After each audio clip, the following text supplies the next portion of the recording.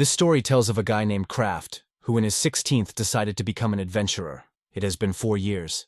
During this time, he worked as a team that was difficult to even discuss the future. But nevertheless, they decided to get rid of Kraft. For them, he was only a temporary member. One of the boys, covering his face with his hand, doubted if Kraft is a magician. He almost did not use magic and seemed completely useless. Hearing this, Kraft swallowed the ball in his throat. Everyone was amazed. His magic seal was fake. How is it? Does it only have basic spells? Kraft with trembling hands squeezed the staff. The girl with regret recognized. Even his profession is weak. Talent for adventures is not visible. And although it wounded him to the heart, he was forced to agree. This time the group was right. Once again expelled, the Kraft with tears in his eyes came to the Aventurist Guild. The secretary already guessed what happened again, and he only nodded. She was unpleasant to say it, but she also believed that he was not suitable for this work. And it was not the first time. Kraft himself has already gone out of the account how many groups were kicked out.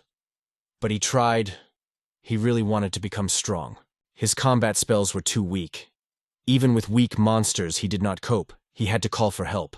The guy was only a little magic, for example, to create drinking water, but it took a lot of time. Others just couldn't rely on him. As a result, he was expelled, forced to sign documents, and said that he had not even had to come. Kraft was silently forgiven, but did not know what to do next. Then the secretary mentioned the request from the Guild of Builders. For the first time he heard of such. He wondered what kind of task was offered. She explained that this is an unusual task. The construction of the village near the border path begins. This requires someone who can stay there for a long time.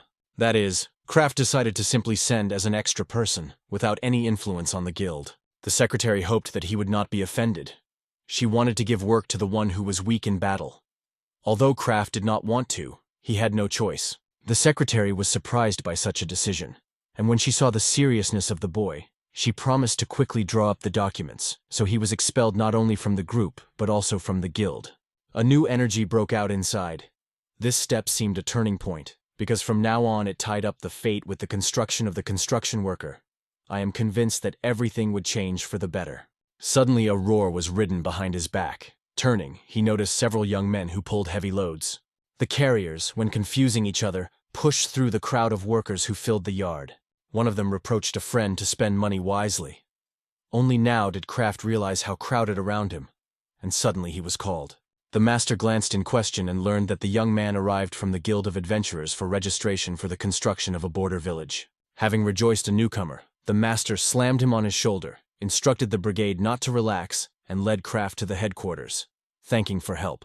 In the construction guild, they were met by a well-being who was already waiting for a recruiter. He shook Kraft's hand, noting that the name perfectly suits the future architect, and cheered the boy friendly. During the paperwork, the manager saw the word magician in the profession column. Kraft admitted aware that he only mastered the base spells. The chief suggested that the young man did not undergo a real check of the seal, and suggested to find out the hidden potential. After all, the guy was born with a high reserve of mana, so theoretically the seal had to open great opportunities. There was a servant in the hall who was able to appreciate it. The assistant sighed, remembering the cost of the procedure, and the head assured that everything was paid. Kraft was surprised by their benevolence, suspecting another intention. Despite the doubt about the power of the seal, he agreed to check. The chief called the Sivan Baroda Jarade-san, who slowly rose from his chair and approached. The respectable old man, having wandered the young man with a vigilant look, confirmed the need to diagnose a heraldic seal. Kraft extended his palm. When San activated the artifact, a dazzling light broke out around, enveloping the guy with a glow of analysis. Harold's eyes suddenly opened widely. The result stunned it. He bounced, stating that what he saw went beyond the possible. The surrounding, along with Kraft, froze in alarming surprise. An experienced servant explained that the young man's seal is extremely incompatible with his mana, and is so inappropriate that its use can even damage health. The incompatibility of the seal was maximum, and from the awareness of this, Kraft was almost crushed. Suddenly, he realized that it was constantly inhibited his ability. The herald, which was served by the diagnosis, insisted on immediately changing the coat of arms, because it is dangerous to use a harmful seal. The problem demanded an urgent solution, and if the guy agrees, the master could rewrite the dam immediately. Kraft asked which coat of arms would be best. The old man acknowledged that this is a non-standard case. The most suitable was the coat of arms with extraordinary power.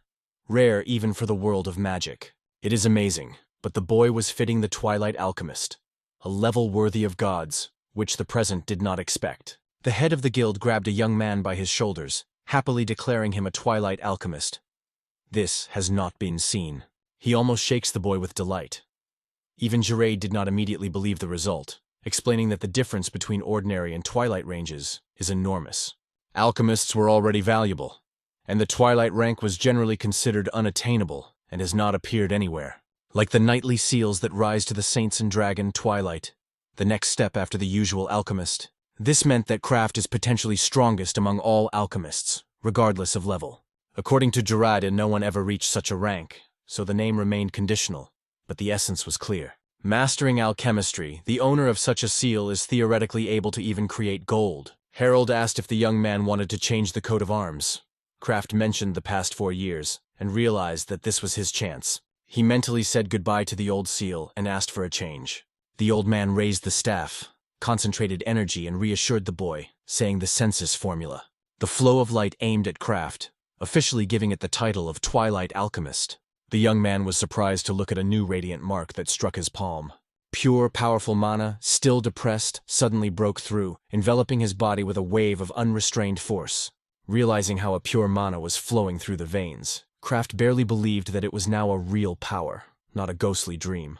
The old seal dissolved, giving way to the coat of arms that shone with a warm golden glitter, as if the gods themselves handed him a shining crown.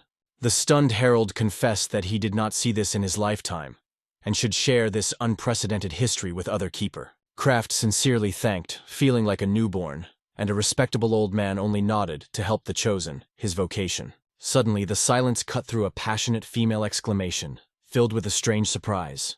The miniature but desperate bodice first watched the lone alchemist of the highest rank, and did not hide the delight. The girl went to the border village and gladly congratulated Craft. The young man, with a slight embarrassment, he reciprocated. It seemed to him that she was still too young, and a confident tone proved her experience, and the presence of the alchemist gave extra confidence expeditions. It turned out that the bodice was heading a construction unit. For Craft it was a surprise, and the head of the guild doubted whether such a rare specialist should be sent so far. Grasping a newcomer, the girl strongly made it clear that she would not change the route. Craft needed detachment. The head tried to argue, but the young man was red. The fragile posture of the bodice hid true.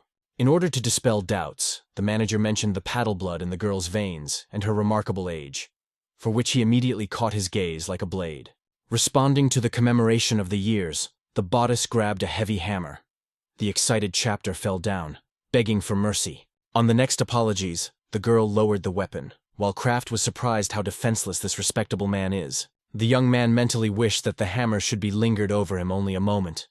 It is inconvenient to watch how a new partner was playing with authority. The joke of the head again angered the bodice, and she cut into the floor with all his strength, breaking the boards into piles. The wooden coating was scattered, and the girl shrugged, knowing that the repair score would lie on the guild. She uncertainly stated that the expenses would cover her team. No one even tried to dispute. Craft was silent, evading the protection of the leader. She was height, but dangerously strong. This thought made the young man shudder. The named small bodice reassured only the belated compliment of the head. To change the topic, he suggested that the girl's kind was probably a noble blood of the border graph. Words that finally puzzled Craft. Craft has never heard that the only nobleman to manage the border village, but his head decided to negotiate with him to make everyone more calm. The guy felt anxious, though the chief assured, with an earthen thyroid and Twilight alchemist, any problem was overcome. It was his first reel in a row as an alchemist, so Craft swore to put on the full, and the bodice hotly supported the team. The next morning, the detachment was ready. The girl reported that the carts were loading record quickly. The path went almost half a guild. Dozens of carts with equipment and inventory. Everything that may be needed in unknown lands. Craft captured his own things, and, as soon as the alchemist's seal, mastered the spatial repository, the skill over which he fought all night. He proposed to move the luggage, but the comrades were lost, and the bodice advised not to ask unnecessary questions.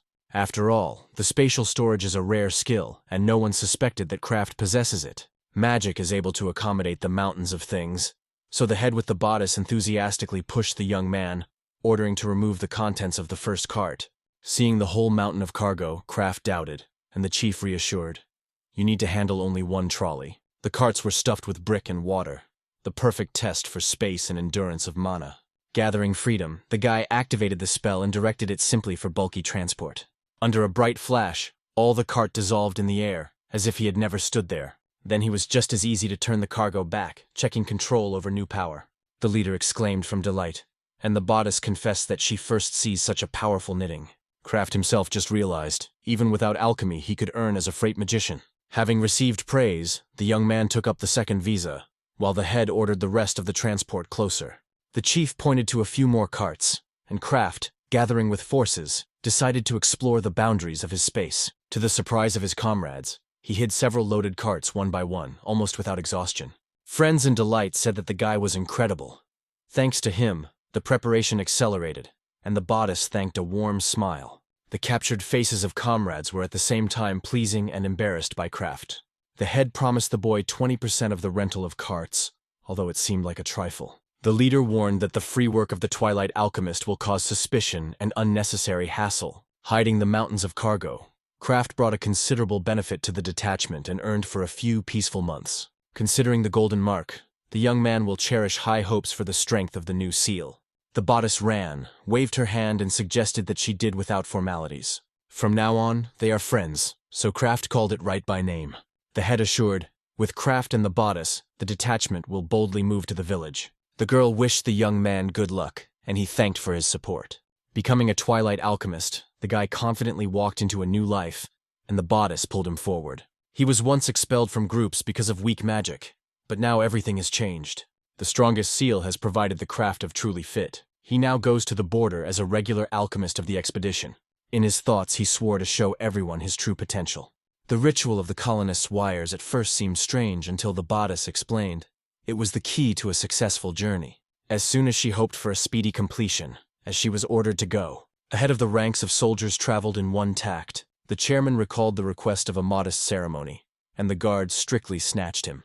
The soldier explained that travelers should be honored because they overcame a considerable way. The young Zide in the ceremonial uniform waved his head, remembering her long-standing acquaintance.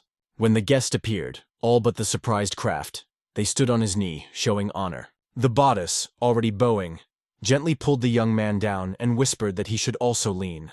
However, the gesture withdrew officially, making it clear that it was only a friendly meeting, so bow is not needed. It was then that it became clear.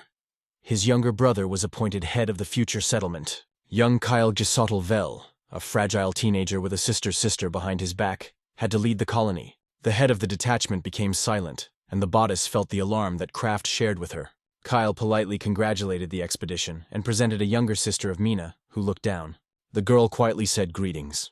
The brother explained that the mine would accompany him for personal reasons. The chairman recalled the risks of the long journey and asked to review the composition of the children. But Zide wasted cold. The older brother has translated all the responsibility to Kale, hinting, the failure will automatically become a brand of its inadequateness. The ruthless statement forced the support to shudder, feeling the icy notes in the voice of the patron. Kraft saw the muffled despair in Kale's gaze, and realized that the boy was thrown into hopelessness.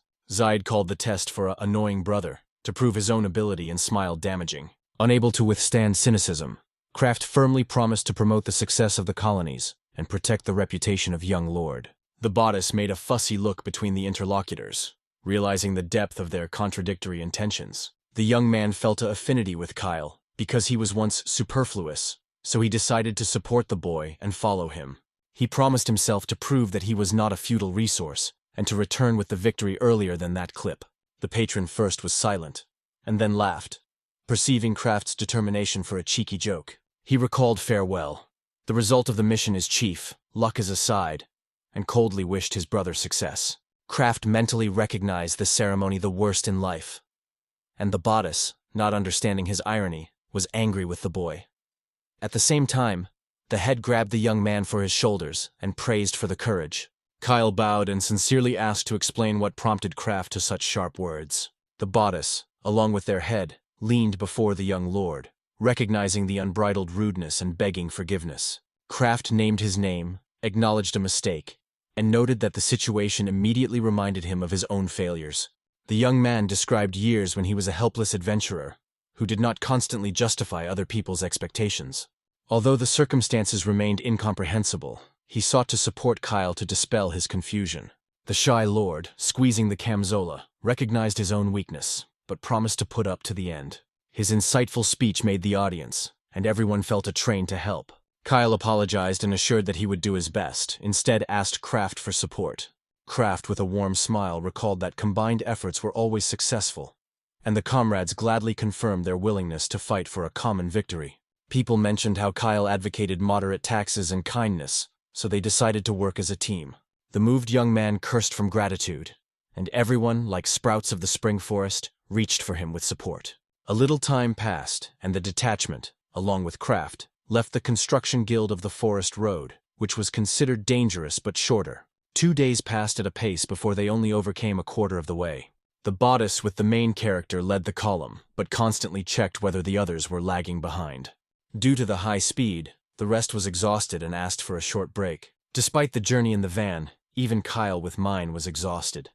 The bodice agreed to the pause, although it increased the duration of the hike. In the evening, Kraft ignited a campfire, and the bodice realized how difficult it is to keep a strict graph. The young man mentioned the endurance potion, a simple but effective drink that can extend the time of vigor. The problem was the lack of herbs, because the usual recipe required a whole bucket of plants per portion. But with a new Twilight alchemist, Kraft hoped to create a quality elixir, even from a spoonful of dried healing herbs. The young man immediately took up the experiment. He scored a mug of water, got a spoonful of dried herbs from a spatial storage, and poured into a vessel. Focusing the alchemical manu, he first created the elixir of endurance, a wonderful achievement for the newly made alchemist. Thick vapors raised from the bowl. Kraft hesitated, but the bodice had already suspected the readiness of the potion and activated the magic of evaluation. Returning to her senses, the girl suddenly faded, making sure that the young man really prepared a decoction on his own.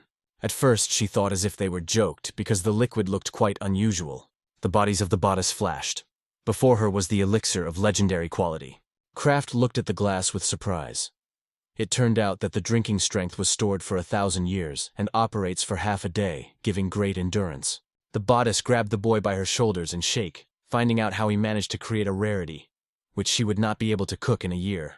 The confused alchemist promised to prepare the potion to everyone tomorrow as soon as dawn. In the morning, he added a portion of elixir to vegetable soup with the bodice. The taste of the dish surprised the satellites, and they required supplements.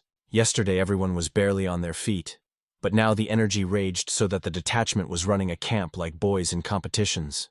Even the horses got drunk from the bucket and now stopped, full of strength.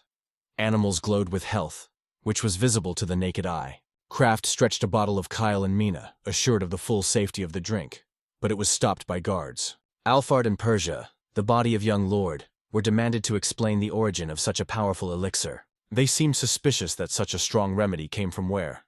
Kyle tried to reassure the companions. The trusting words of the owner were smiled by the guards, but the doubt still stayed, so they decided to check the broth on themselves. Alfred snatched a bottle from Kraft's hands and drained it with one sip, then suddenly grabbed his chest. He kneeled, then stood sharply, and his body exploded with excess energy. The sight stunned everyone around. The force literally raged in it, and the present frozen, looking at the power of the warrior. Persia first was frightened, however. She quickly appreciated that no side effects were traced, and the potion is really safe and effective. Alfred's eyes were burning with fire. He felt the power of turning the mountains, but that's when the alarm was heard. Flocks of goblins were moving on the camp, and only Persia realized the danger. Without thinking, the security guard rushed forward, leaving the satellites only the powder under his feet. And in a moment, he stood breasts against the crowd. The toothed goblins clasped with knives and wooden oaks, encouraging each other with a disgusting squeal. Alphard hit, then cut the air with a storm sword and completed all the devastating wolf out of the outlet. The new opportunities allowed him to turn the most difficult techniques without anim or fatigue, which stunned even the warrior himself. The elixir charged camp ahead of the schedule, and Kraft decided not to stop, dreaming of doing the plan twice as fast. The road that had to take the moon, they overcame for a week and stopped to make sure that the goal was achieved. People did not find words. Everything seemed something outside the usual, and Kraft fully agreed with such a reaction. In his view, the place was ideal for rebuilding the settlement, the plain opened space for new dreams. In vain, which was a wasteland. Once there was a home of travelers, Kraft learned from the bodice and was surprised. The girl smiled, explaining that it was here that her childhood had passed, and the warmest memories came to life. She gently leaned against the old wooden column, rejoicing in his return when they were called long voices. It was Kyle. The young man suggested to discuss the cases before the construction, on the advice of Alphard to collect everyone in a circle. The idea seemed wonderful because people loved Kyle and eagerly listened to him, so the girl went to call his comrades. Kraft only now realized that it was the hometown of the bodice, and decided not to ask, not to touch the past. Thinking about how to cheer a girl, he heard Kyle calling him. He understood the delay, and immediately apologized for his mind. Kyle's gaze was piercingly serious. He sought close communication, while Kraft, embarrassed, retreated. Young Lord assured that thanks to Kraft feels protected, and asks to reject formalities, although the strict guards were watching each movement. Kyle, squeezing his palms, explained that he needed open conversations, because otherwise he will not be able to reveal his potential next to such a mentor. Having made a sincere, almost childish, pleading expression, Lord turned to Kraft. The hero looked, realizing that it would be impossible to refuse. For several moments the boys looked at each other in full of condolences of their eyes, silently weighing unspoken thoughts. In the end, Kraft conceded, deciding that if Kyle seeks a simple tone, officiality can be postponed, so that he would not blame. Lord glowed with delight, while Persia warned the hero to keep such familiarity away from the nobles, and the harsh Alphard resigned with the will of the owner. After a short meeting, the place was approved as a border outpost, and Kyle was honored to lead the project with the construction team. Fertile plains were framed by thick forests, so the settlement required urgent recovery and fortification. The young manager promised to put up to the edge and asked everyone to support him in a new position. The crowd lifted his hands together, approving the perseverance of the young lord and shouting the words of encouragement. Even Persia's restrained Persia was moving, enthusiastically praised by the inspired speech of his ward. Kraft noticed that Mina, always holding on his brother, now silently hid in the shadow, too shy to call. When the hero met with her, the girl became awkward with unexpected attention. He stretched his palm, inviting him to stay near if he was reassured, and Mina was surprised. Without going, she suddenly hugged Kraft in front of all, and Kyle was about to announce the next news. The young man asked the audience to look back, and people obediently fulfilled the request of the young owner. Just in the moment of general attention, the alchemist was in the arms of the mine, and Kyle praised the strength of the elixir and the talent of his ally. The captured workers rushed to lift Kraft on their hands and sprinkle with applause, despite his request for restraint. Despite his objection, people threw the hero up several times, like a festive banner. The bodice smiled, reminding that such confidence has placed great responsibility, while Kraft pleadedly asked to stop. As he was out of excessive attention, he asked to complete the celebration, fearing that Paphos would quickly exhaust everyone. When the ovations subsided, the hero went breath, and the bodice suggested getting acquainted closer while working, and all unanimously supported. From now on, the bodice was responsible for temporary dwellings, emphasizing the reading of the project, and the residents were readily undertaken for the task. Saying goodbye, the bodice thanked the adventurers for the escort and prepared the reward. They gave up money, preferring a bottle of endurance potions. Even a drop of elixir craft was valued more than gold, so he agreed to the bottle, though the bodice did not noticeably approve the idea. The girl warned that such a rare tincture needed a special flask.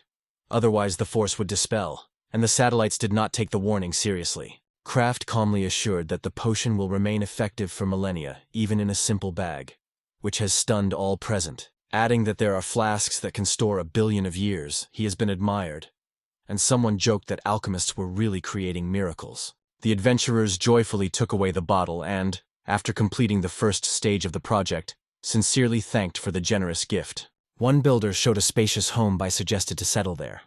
The girl jumped with surprise. She did not understand why he should live with Kraft, but the man explained that it was the most apart among the available. The bodice was embarrassed, and Kraft only guessed the cause of her embarrassment. The young man suggested that he was inconvenient to divide life.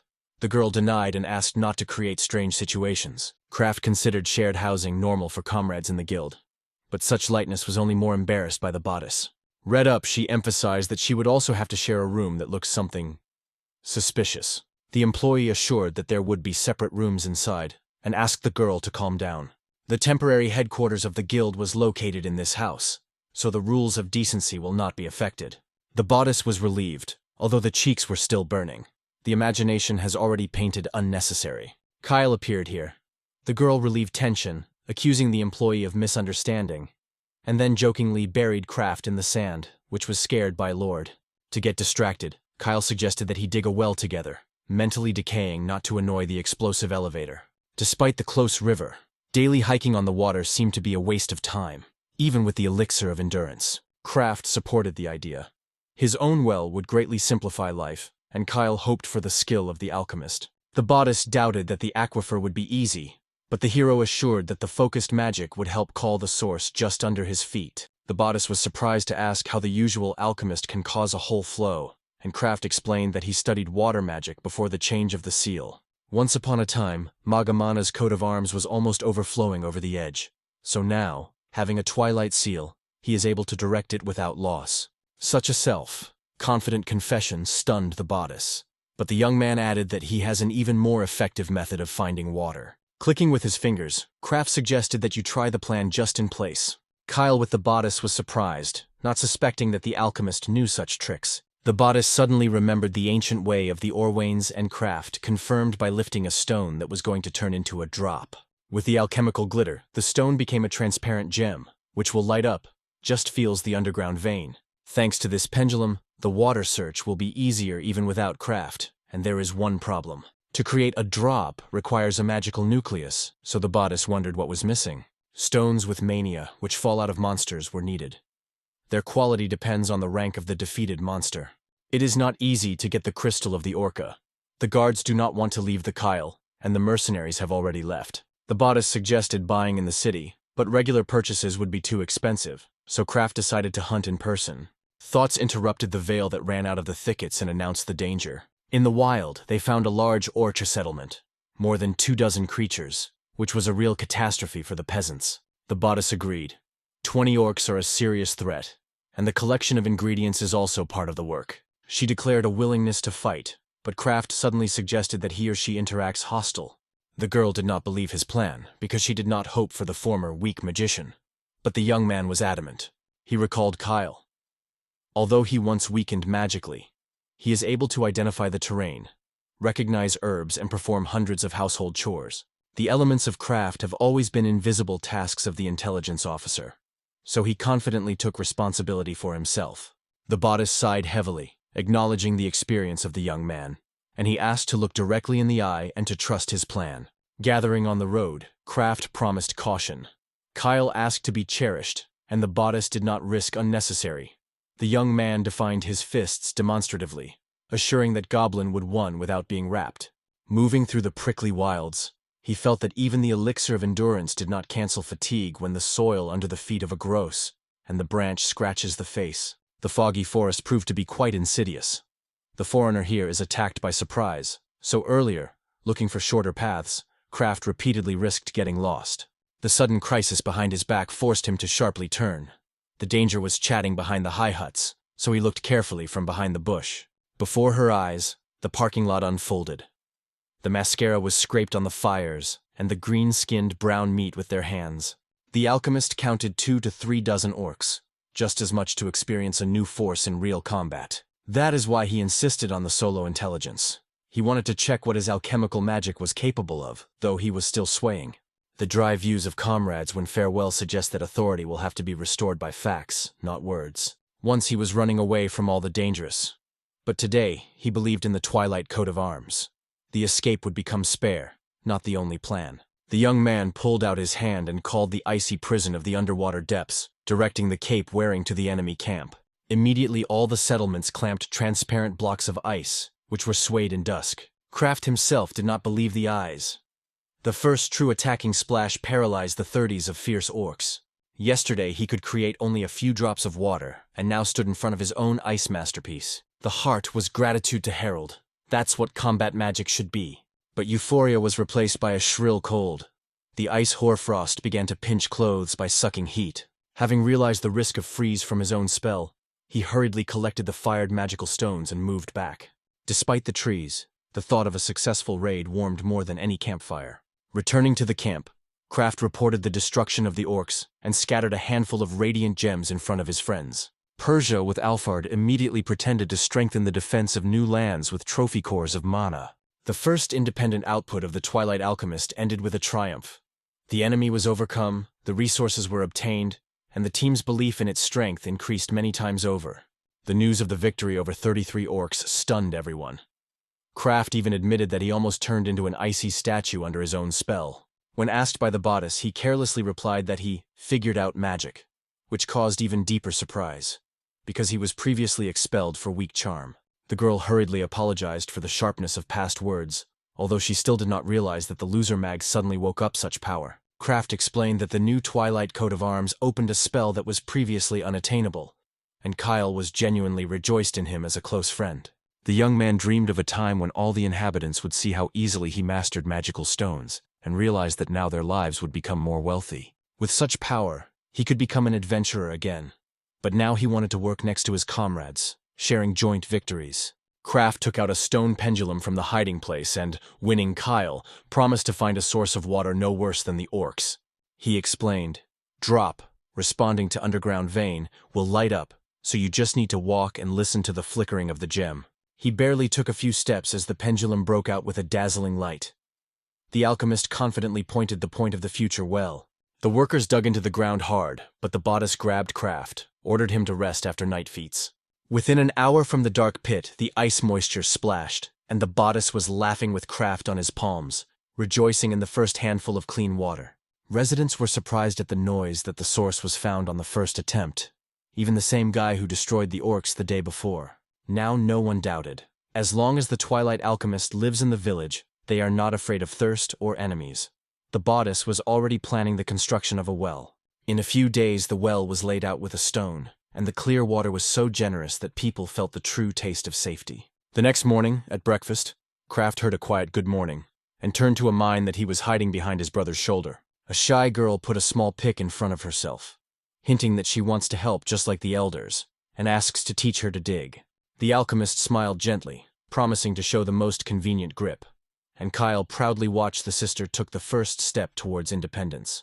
The bodice brought fresh roast cakes, jokingly warning that the forces of the mines would be long enough, because the dough has a pinch of legendary elixir. Kraft thanked with heat, because even a drop of his tincture made tasteful breakfasts with the source of inexhaustible energy for the entire detachment. So the dawn in Kitiak began with smiles and new plans. The well was already dug, the earth was waiting for the first stairs, and the hearts, the next accomplishments. Kraft did not have time to hear her words, as Kyle was passionate about noticing. For a shy mine, a greeting with someone is a huge step forward, and the young man was pleased with it. Mina has traditionally hid behind the brother, so the interest in Kraft went far beyond the ordinary shyness, although he perceived it as a typical manner of noble girls. After learning that the construction is now managed by the bodice, Kyle allowed the alchemist to devote the day to experiments and the production of infusions. Despite the agreement, the air hung a slight inconvenience, as if everyone was looking for than to fill the pauses. Mina was bluntlessly for the edge of his cloak, and Kraft, leaning, encouraged the girl to speak, although her thoughts remained a mystery.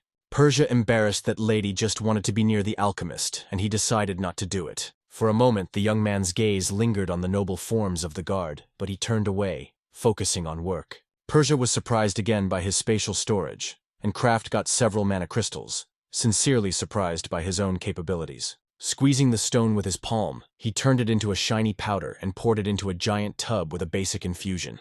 The alchemical flow twisted the liquid. Even without tests, a powerful concentration of healing power was felt. In proposing to hide the stock in the pantry, he noticed how Mina, having lowered his gaze, fascinatedly monitors every movement of the master.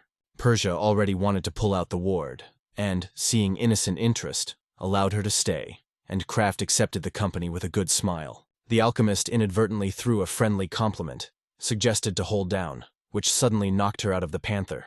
She blushed, strictly warned that she would not suffer light-hearted jokes, although in the depths of the point of view, real kindness was glowing. While the potion was compacted, the mine again pulled him by the sleeve, as if it were dared by important words. Kraft did not cover the causes of her blush, and Persia, barely smiling, suggested that the girl was becoming more and more admired by the master. After completing his work, he looked at the long rows of barrels and decided that such a stock would be for any unforeseen trouble. The idea of testing the medicine in practice flashed, but it is obvious that for the sake of it, it will not harm anyone. Sudden screams from the yard interrupted reflections. The alchemist ran out to find out the cause of the alarm. In the courtyard, workers carefully put on a wounded young hunter Jitter, and the crowd receded, giving away to help. Gitaro's partner explained that the hunter came across a small group of goblins, underestimated them, and reduced vigilance. The chief became comforted, learning that the rest of the creatures had already been destroyed by the wounded, so there is no further threat. Kraft decided to pick up all field workers to the camp until experienced fighters princed the territory. One adventurer recalled the fresh healing elixir and gave Gitaro to the care of the alchemist who promised help. Having examined the wounds, Kraft saw deep cuts and tissues that required immediate intervention. Persia was surprised why the hunter did not retreat. 6 goblins were not a joke, but still praised the courage of the young man. Rejecting unnecessary questions, she called the alchemist to the case, calling for bloody cuts quickly. Kraft used a basic treatment menu to clean wounds, noticed a rupture of the artery, and realized that it could no longer be delayed. According to him, standard army infusions are powerless here, so you need to experiment with a new elixir. Summary of the diagnosis: critical blood loss. The tested medicine is absent, and there is no healer nearby. It all comes down to one chance, and Kraft was determined to test his own remedy. The bodice brought a whole barrel of greenish elixir, and the alchemist without hesitation took a bucket of thick liquid. Pouring the infusion directly on the wounds, he silently pleaded to work. The couple rose clubs, blurring vision. It seemed for a moment that the experiment had failed. But suddenly, the Jitaro jumped on stretchers, stunned by the lack of pain and unprecedented ease. The hunter slid his eyes on his own body, not finding any cracks in the skin. The bodice could not believe. A minute ago, he was a step from death, and now stands without any scratch. Jitaro thanked the alchemist, recognizing the strength of the drink that exceeded the most daring expectations. Kraft was glad, seeing a healthy blush on the young man's face, although the bodice continued to doubt the naturalness of such healing. Despite the confidence of the hunter in his own health, the alchemist insisted on rest, because the great blood loss still demanded rest. Kraft checked the pulse and color of the mucous membranes, wondering that the tincture restored the blood almost instantly. After the examination, he ordered the jitter to stay in bed at least until dawn to watch possible complications. In a minute, the young man had already rushed to work on the field, but strict Persia reminded of caution and discipline. The workers were surprised to see yesterday's dying behind Sapoa, while he praised the elixir that lifted him to his feet instantly. Persia appreciated the strategic value of the potion to the army, but immediately thought about possible political consequences. She asked the alchemist to keep the secret, emphasizing that the story was surprisingly delicate. Therefore, Kraft invited the home for a confidential conversation away from stranger ears. The security guard nervously told about fierce rivalry around the Margraphic estate and energy sources, where each advantage is expensive. She explained that such a strong potion could provoke a new round of conflict between the clans. The alchemist agreed to keep the recipe in secret, and the bodice supported the decision not to disclose anything until real value was obvious. Persia assured that she would turn to Kraft directly if there is an extreme need, and temporarily postponed any reports up. She returned to the protection of Kyle and Mina, while the bodice brought brigades to the erection of a protective fence. The alchemist thought about the origin of the wounds and decided to talk to the jitter, because the young hunter had a good combat experience. Kraft seemed strange that ordinary goblins caused so much harm to the person of his level. Persia caught the course of thoughts of the alchemist, and allowed to conduct its own investigation of the details of the fight.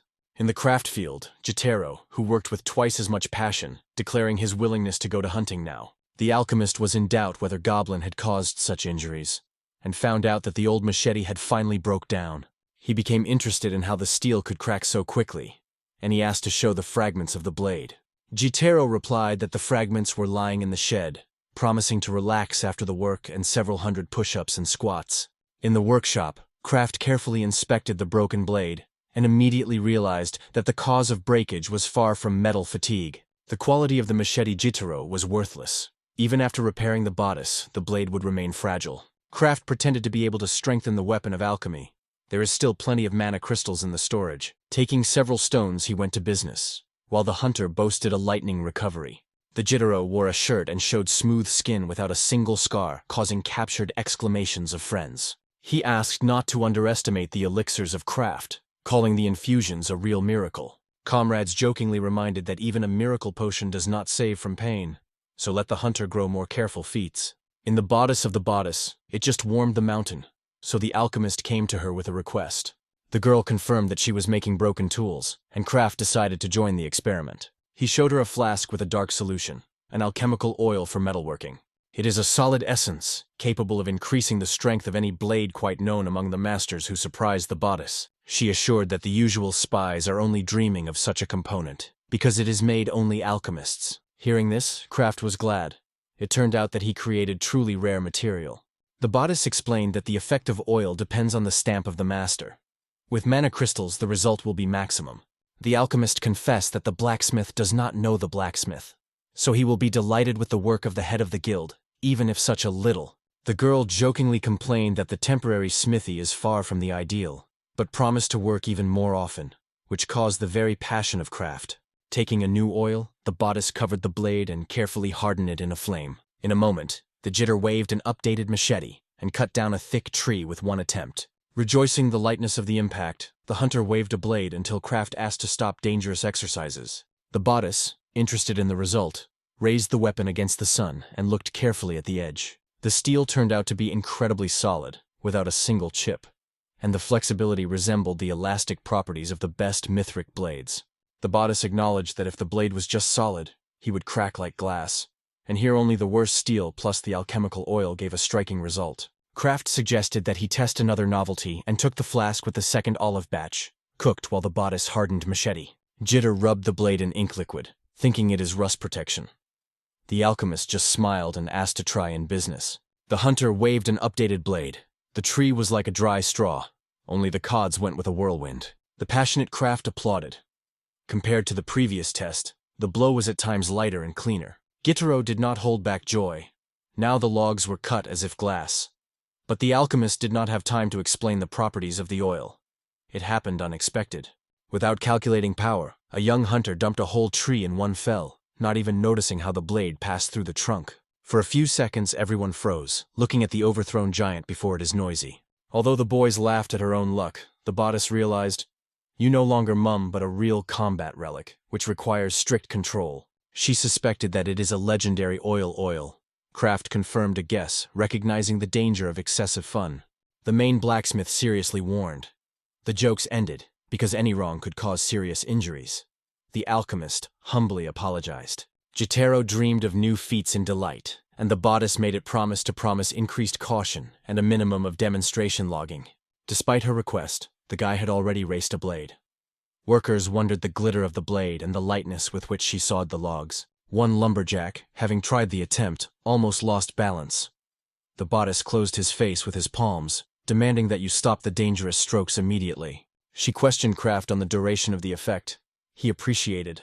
A day for usual use, for half a day during intense chopping. Even if you lubricate all rural tools, the bottle will be a week. The alchemist assured that the crystals in the stock were enough. However, the bodice reminded that in order to continue such experiments, we'll have to seriously engage in hunting for monsters for new stones. She was squeezed from Kraft and Jitter's promise without warning not to make dangerous tests. Cast a strict look at Alfred with a sword. The next morning, the alchemist woke up exhausted after night work.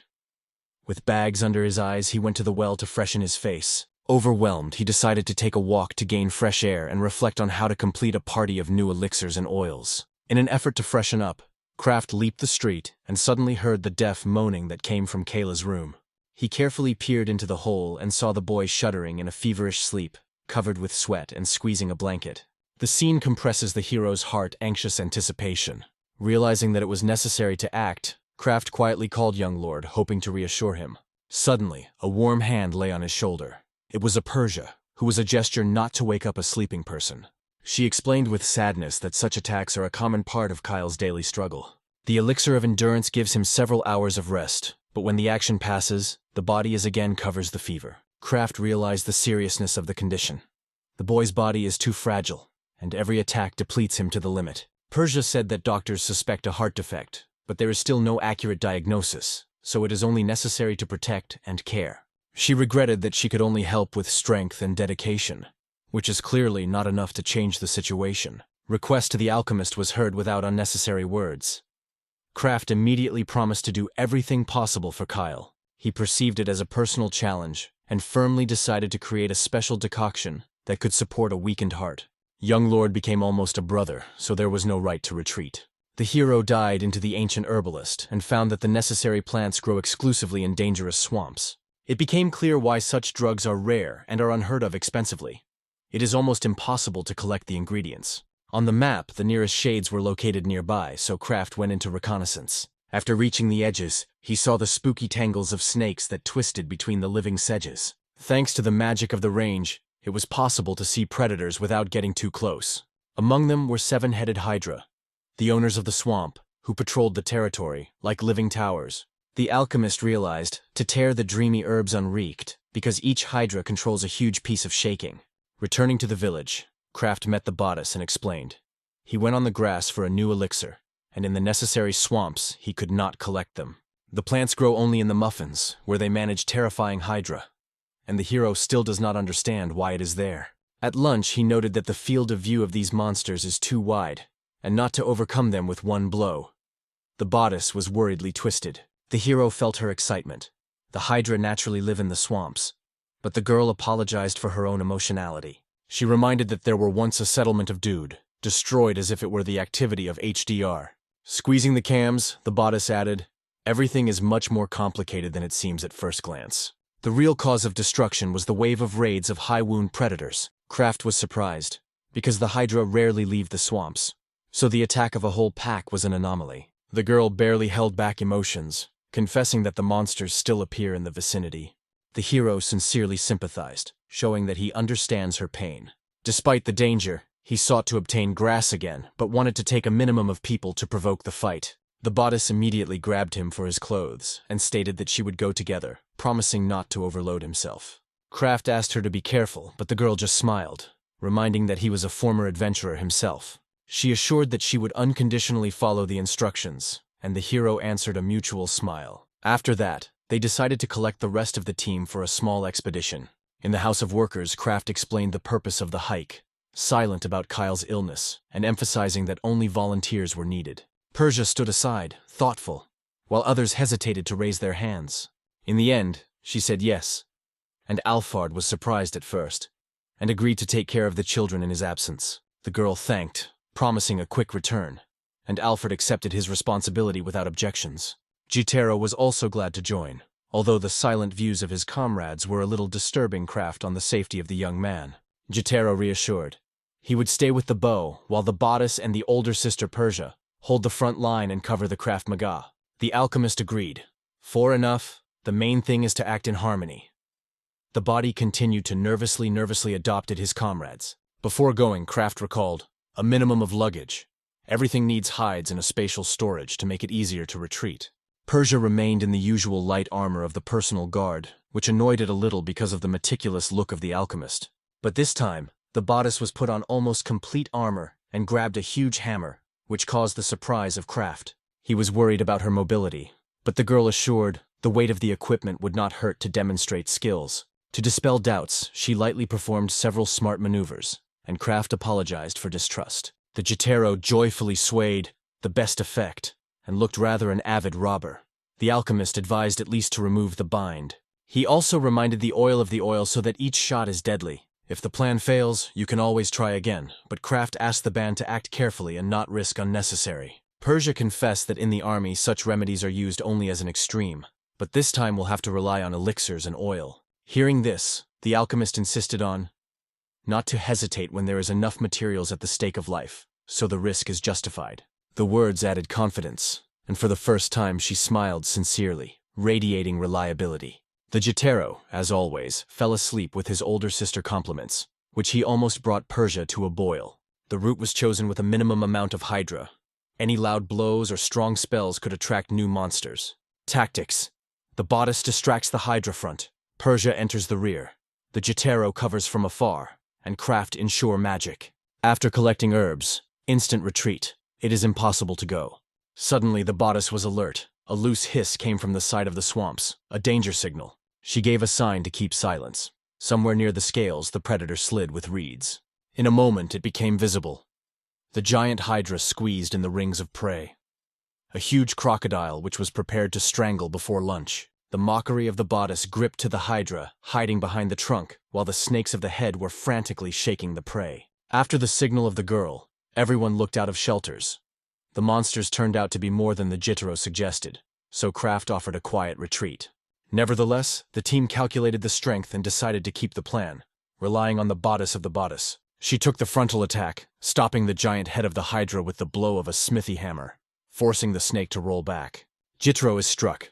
A fragile height of the bodice stopped the monster pressure, showing iron muscles and honing. Her coat of arms of the artisan did not prevent years to train combat techniques, turning the blacksmith into a formidable warrior. Persia lubricated the blade with oil and rushed to a detour until the hydra was distracted by the bodice. The only sweeping phoenix wing was cut by air, and the scales seemed brittle, like an old bark. The naked neck of the monster could not stand. The head of the huge hydra fallen silently in the murmur.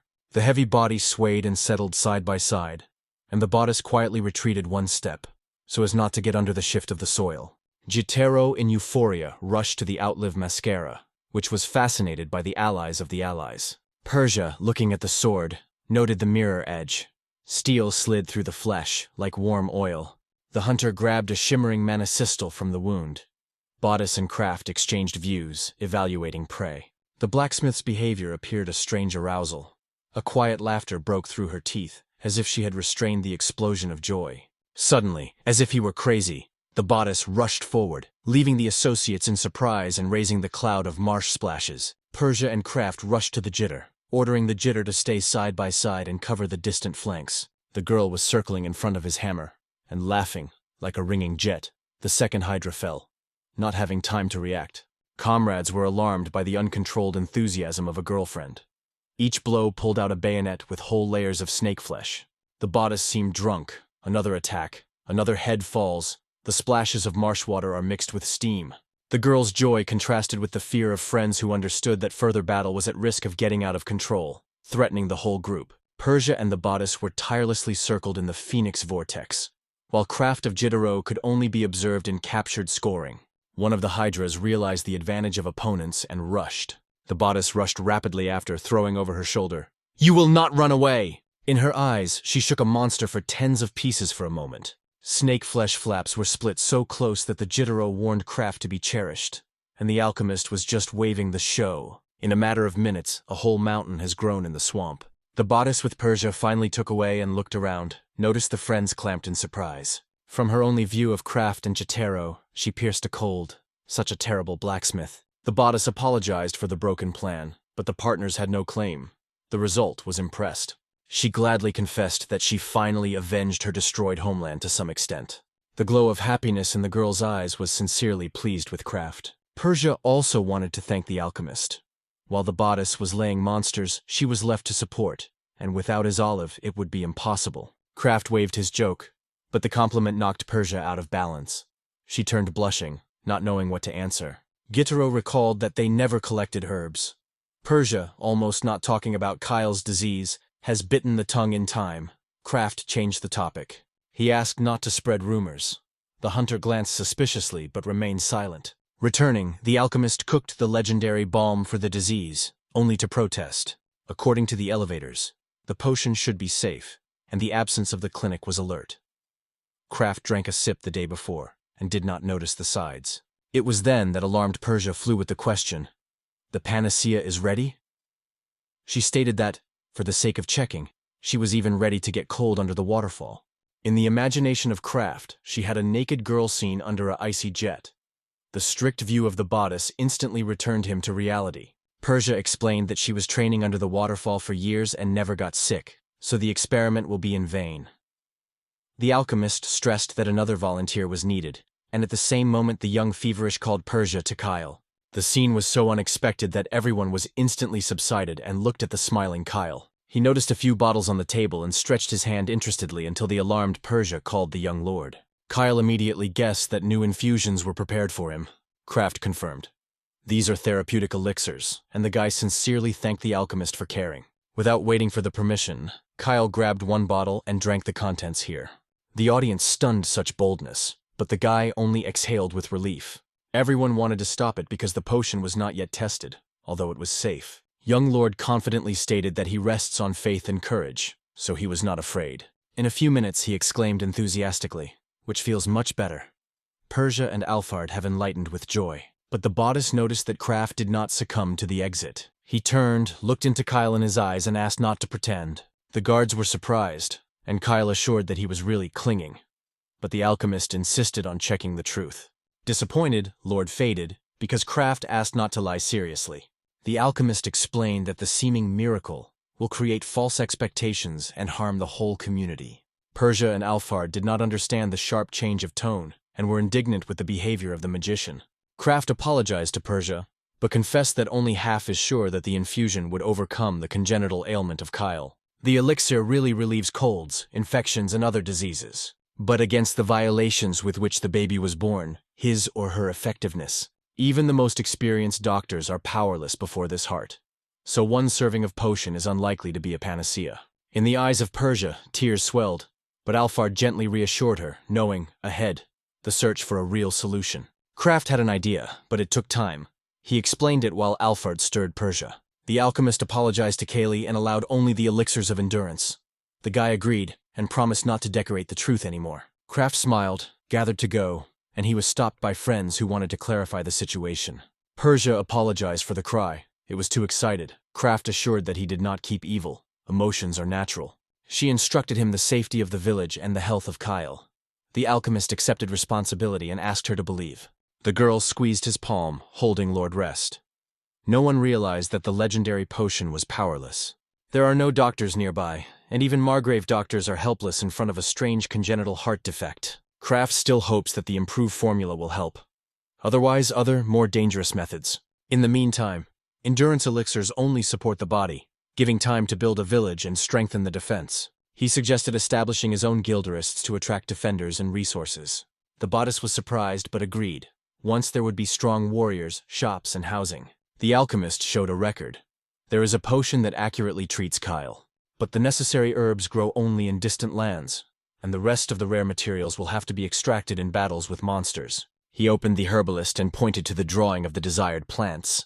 The book states that these herbs are found only in the underground ducts. Kraft asked Kyle to suffer a little more. He would definitely find the medicine.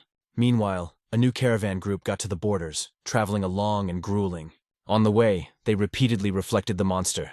No wonder the land is called the Land of Monsters. So they hired armed security. One of the mercenaries nervously grumbled that several pathetic shacks were waiting in front of them, and hit his forehead when the conductor stopped sharply. Travelers were overwhelmed. They stretched a real city with a population of 30,000, lively and rapidly growing. Men viewed every building and could not tread where they found themselves. Even a well with clean water in the village.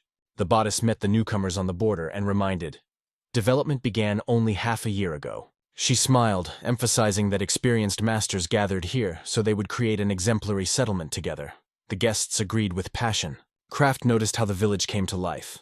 From the plan of the Guild of Adventurers, pioneers and adventurers are charged here. A young knight in Latin named Reddick congratulated Kraft, rejoicing in an unexpected meeting. They once traveled in the same group, so the alchemist decided that his friend was guarding the caravan. But Reddick had a different reason. Laughing, he stated that he would settle here from now on and serve the village, enjoying the reaction of a surprised friend. When asked why, recognizing, Reddick confessed that he had regretted Kraft after the departure, though the repentance did not last long. At first they grew up together, but later the group went on, leaving the magician behind, so a number of painful transitions began. Kraft felt like ballast and left his comrades like a fugitive who did not have time at a pace. In different teams, he was beaten with the same fate, and now the memories caused frost on the skin. Reddick explained that the imbalance prevented everyone, so they had to say goodbye, although they didn't want anyone. In addition to the self-proclaimed magician, Kraft was teased by a nickname, which he did not even know. The knight was quietly informed. The newcomers called him a noter of beginners, though they were ashamed to say. It was thanks to the patience of Kraft that they grew. Walking out him, they felt guilty and never confessed. The alchemist turned the joint campaigns in memory, and began to understand what happened behind the scenes of those decisions. It was difficult for him to believe, but the expressions of the faces of ancient comrades testified that they were really embarrassed. Kraft believed that he did nothing like an adventurer, but realized there were people who value his contribution. Reddick, looking at a friend, wondered how many more stories remained unspoken, and maybe it was time to rewrite them together. Reddick decided that the best retribution over the past is to serve the new settlement. Squeezing his hand, he asked to entrust the group to any job. The village has grown rapidly, mainly due to the founding of the Adventurers Guild. These lands have long been swept by monsters, so hunters settled here for a long time for a profitable craft. Together with them, a business appeared that satisfied the needs of the aliens. More and more people arrived every day, and the bodice had already apologized for the lack of free rooms. All masters rushed to expand the hotel, and even so workers were barely managed to keep up. A huge queue was lined up in front of the shop with elixirs and weapons. The pus was becoming more louder. Some demanded severity oil, others medicinal potions, and the owner of Silor was confused with the empty shelves. Her courtesy relieved tension, and someone even asked to move to look at her charming smile. The young adventurer grabbed his head. The oil was not left. The comrade suggested to borrow if he helps with hunting hydra. The agreement was immediately concluded. It was then that Kyle called Kraft to talk. In the negotiation room, the alchemist poured all the tea and asked the case.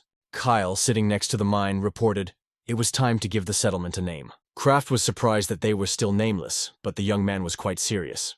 After all, the previous attempts to establish died so quickly that no one was thinking about the name. The alchemist jokingly offered Kylovka. Persia with Alfard was also advised. Local people appreciated the merits of Lord, so they would like the name. Persia nodded so vigorously that she almost fell, but Kyle himself denied. The village was built together, so it should not only be carried. There is something in common. Persia sighed. There are no options yet, but Kraft understood. To argue in vain, he will have to look for a new, worthy name. The hero addressed the idea of Kyle's younger sister, and Mina unexpectedly suggested to call Kraft Willa Settlement, which Kraft just waived. Kyle clapped his palm enthusiastically. Sister Smart and the alchemist insisted on looking for another option, offering, for example, the elevator in honor of the head of the guild. But the mine stood on its own. Lord firmly stated that the main merit belongs to Kraft itself, so the name considers. But the alchemist, burning as a shame, rejected the idea. Persia was dissatisfied with, but accepted the word of the owner. When Kraft called her vain chatter, the girl almost strangled him in arms. The door knocked on the door. The bodice entered, apologized for the invasion, and, seeing the alchemist on the floor, thought out to leave. But he asked to stay. Setting up at the table, the blacksmith joined the brainstorming and immediately offered the name Twilight Village. Persia curled up. They say it sounds like a decline, but the bodice, smiling, looked at the coat of arms of the Twilight Alchemist. She explained that it is thanks to the Kraft seal that the settlement thrives, so the name refers to its fateful role. The alchemist was starved, and Persia suddenly agreed. The gloomy symbolism seems to be borderline, though it gives a light harbinger. Kyle, developing the opinion, offered a Svitana village, the beginning of a new day, a fresh exaltation. The bodice supported dawn, a wonderful image for an outpost born from scratch. Persia leaned before the choice of Lord. The girls turned to the mine and, she was scratching, nodded. She also liked the dawn. So, the decision is made. From now on their home will be called Svanka Village. Persia enthusiastically stated that the name shines like gold, and perfectly suits the inspired Hilo. Kraft was only embarrassed by the nape of the nape. The bodice went to decorate the papers, and Kyle, following, whispered that he still dreamed of Kraft Willa. Alchemist wait, as if he had heard nothing. Later, Kraft decided that it was time to plan a new mining raid and headed to the bodice to discuss the details. In her forge, he found a girl by sorting the documents and immediately outlined the essence. A regular expedition for ore was required. The list of resources sounded ambitious: iron, copper, mithril, and as lucky, also adamantium. The alchemist unfolded the map, specifying the point marked. There, according to the guild, most likely to find rare veins. In these words, the bodice was noticeably faded, and the hands that kept the papers involuntarily shuddered. The bodice, covered with cold sweat. She knew why it was better not to go to that marked mine. Kraft read her anxiety carefully. The alchemist suggested formally decorating the support through the Guild of Adventurers, to pay from the Dawn budget. It was planned to make steel picks for ore extraction, strengthen them with hard oil and cover with oil. To be exposed to the veins will help the bodice. The girl cast a suspicious look. Kraft still hides something. He apologized and promised. The test he wants to take on the spot is safe. Just a small alchemical experiment. Subsequently collected the team. The bodice did not look out of Kraft, as if waiting for a approach. Reddick shook his alchemist's hand, thanking for trust. Jitaro, unexpectedly for everyone, announced to join, and Kraft allowed. There is no extra bough in the forest. So, they go for the harvest of ore, and this is the first step to the rescue of Kyle. Reddick joked that the bodice seems to keep the alchemist under the supervision. He just shrugged. There are reasons. On the way, the leader suggested a brief acquaintance to remember the composition. He himself is a Reddick, a sword with a coat of arms of a knight. The bodice was surprised to recognize the ancient Kraft partner. Then they presented the Salt, a harsh ranger with a piercing look. She muttered an apology for the scary eyes and nodded briefly. Reddick spoke that her character, like a cry, and Salt cast a dissatisfied look at him. Kraft smiled. A long time has passed from their common raids. Once the alchemist even sympathized with Salt, but Reddick always found himself a step ahead, and Kraft realized the girl's feelings were directed at the sword. The Salt, slightly embarrassed, shook her hand and said that the Council of Cooperation. Reddick continued. A skinny Bapala priest goal. In black clothes, magician and a giant with an axe. A warrior Graham. Everyone nodded, confirming their readiness. Kraft noted in their heads their roles. Gathering, the detachment went to the cross-marked spine, where rare metals, dangers are waiting for, and perhaps medicines for a young lord. The priest Bapal gladly shook his hand. The mutual greeting was warm. The magician, despite the absence of Greb, skillfully possessed the magic, which struck Kraft. Graham warrior, chunky and silent, limited to severe nod. Communication is not his element. Chitero, jumping in advance, introduced himself to a hunter and assured that I was glad to help everyone. Reddick joked as if the boy was thrown from the street, but Gitero assured he was in the best hunting dress. Kraft encouraged the young man, though he acknowledged the appearance of a wandering robber did not go anywhere. The laughter of the band just affirmed the jokes. After a brief acquaintance, the detachment moved into the deep forest, removing small monsters on the road. Reddick asked if all the fired materials could be collected. The bodice confirmed. The prey belongs to the beating. Kraft noted that the team moved better than expected. Reddick attributed the success of endurance elixirs. Salt added that thanks to them she could release arrows without stopping. The alchemist took out a small vial from manapons, a rare elixir of mana recovery. Everyone was stunning. The legendary drink is given just like that. Kraft asked to save. There is little fluid. Reddick jokingly stated that it is not terrible even cyclop. Kraft asked not to accelerate the imagination. When he delved into the thicket, the bodice first noticed the narrow entrance to the cave. The alchemist hesitated, but the girl showed. Drop. The little one glows more brightly, or is close. Kraft and Mess created the balls of light, illuminating the wet walls of the transition. The column gently moved forward behind the bodice. At first the grotto seemed empty, but the close moves were forced to go close to each other. Drops fell from the ceiling. Lizards rustled on the walls. The Salt asked Reddick not to push, and he apologized. The bodice, relying on the gnome vision and light drops, confidently led a detachment into the darkness, where the dreamy lived were waiting under the stone heart. The bodice checked the structure of the soil under his feet, and Kraft gladly said that it was completely entrusted. He only hoped that this cave would not be dungeons. Reddick reassured that there was no foreign aura here. It is a regular natural cave, not a real dungeon. The dungeons usually find strong monsters, but it is where you can find the most valuable artifacts. Not surprisingly, treasure hunters dreamed of getting there. With the advancement deep, the cave was widening, but Reddick stopped everyone sharply. Kraft also felt that something ahead was wrong. To the left of them were 3 stone lizards, which Kraft did not notice. Large, with skin strong like a bull. Reddick quickly gave orders. Graham goes in the vanguard, Salt covers the rear, the rest supports the raiders. Graham prepared a shield to hold back the attack. Lizard rushed forward, spreading his mouth. But the stroke on the shield was so strong that the monster flew back, with a gnashing on the stone floor. Salt caught the bow and threw. Though strong, but it's just lizards. Let's see how they will cope with her arrows. She greased the tips with sharpness and aimed directly in the head of the largest.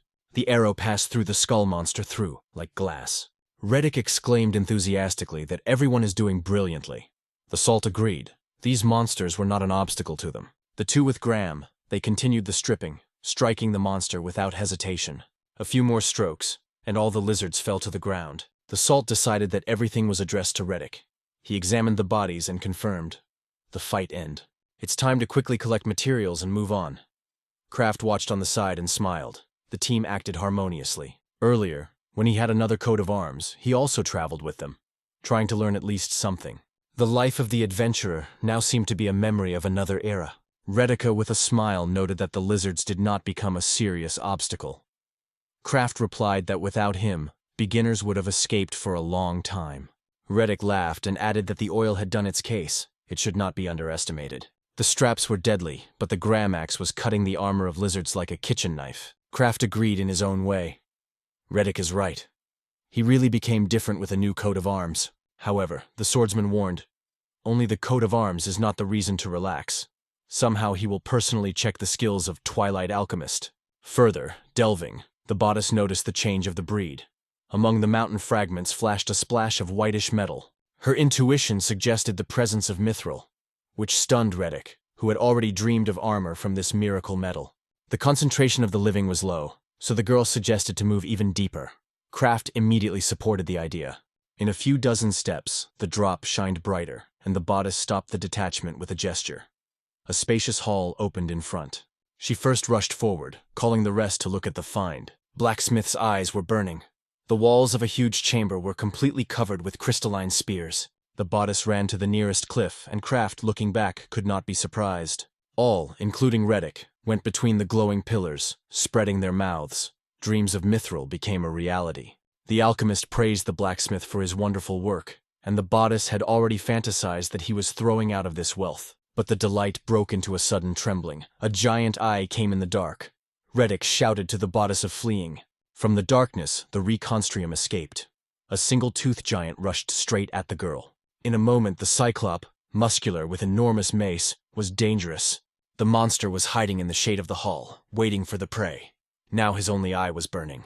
It lifted the stick, aiming to crack it on a tiny blacksmith. Reddick rushed, covered the bodice with a shield and pushed it back, ordering to retreat. Looking back, he called the Graham to support the front until the salt and bodice would go to a safe distance. Magician has already formed a battle lord, and Bipal prepared a supportive prayer. The battle with the Lord of the Cave began. Everyone lined up, and Reddick thundered, "In battle!" Graham waved a giant axe, but the blade slid on the skin of the cyclop, as if on horn armor. Kraft realized, stunned, the blow did not do any harm. The one-eyed giant evaded and counterattacked. A cumbersome hand with a mace flew to a detachment, forcing everyone to bounce. Graham lifted the shield, and the weight of the blow was enough to throw it like a doll, just on a rocky floor. Reddick rushed to his friend, but Kraft stopped, putting his hand on his shoulder. "I will cope." He cried the Bipal with a spell, and he rushed to the unconscious warrior. The alchemist squirted a whole bottle of legendary potion on the wounds.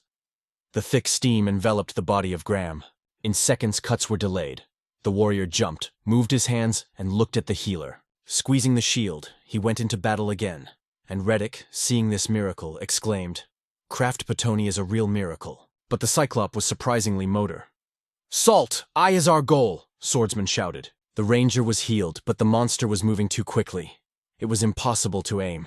Reddick tried to cut his tendon on his leg, and the cyclop cleverly bounced, as if mocking people. The mace again called in air. The fight became one-sided. "So we lose," Kraft thought, soaking the spell feverishly. Fire and wind are dangerous in a closed cave, and with the ground it is not yet skilled. So he raised his hand with the coat of arms and decided to take the risk. The comrades turned. The ice flows began to crystallize around Kraft, which were instantly gathered in a faceted spear. The ice wolf calf with a whistle rushed forward, and without giving the Cyclopopov to be ashamed, pierced the chest. The monster froze. An icy sting protruded out of the wound, and a crust of ice was instantly spreading around. The detachment is a surprise. They have not seen such magic from Kraft. Reddick lifted the sword. "Salt, target!" Graham, cover. And together with the warrior, he dived under a sweeping blow until the ranger built his bowstring, preparing to put the final point. After evading, Reddick cut the muscular hand of the cyclop with a storm blade, and then added wolf hot blows. Together with the salt, they flew to the torso of the monster and performed a common rock section, at which moment the ranger caught the perfect angle and released the arrow just in eye. The cyclop froze, and shaking began to fall.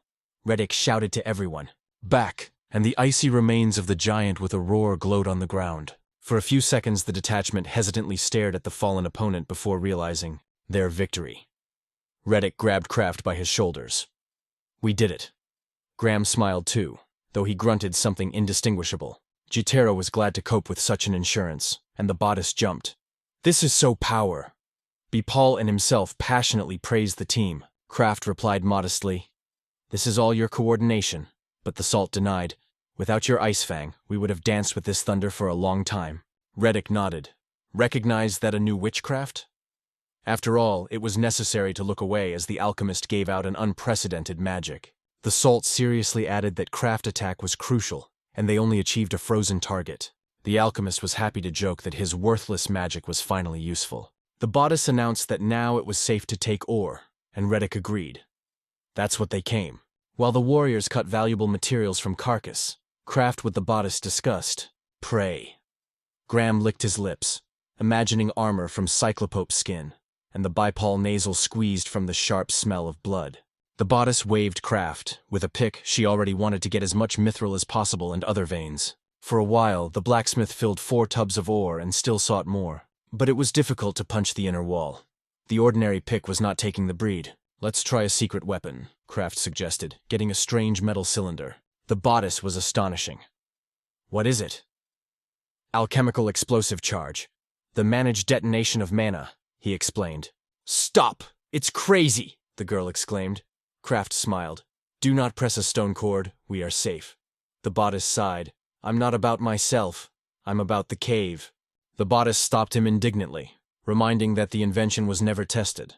But Craft replied that there was complete security here. The girl insisted, everyone to go for a rock projection. The Jotaro, on the contrary, jumped out of impatience while Craft repeated, nothing wrong.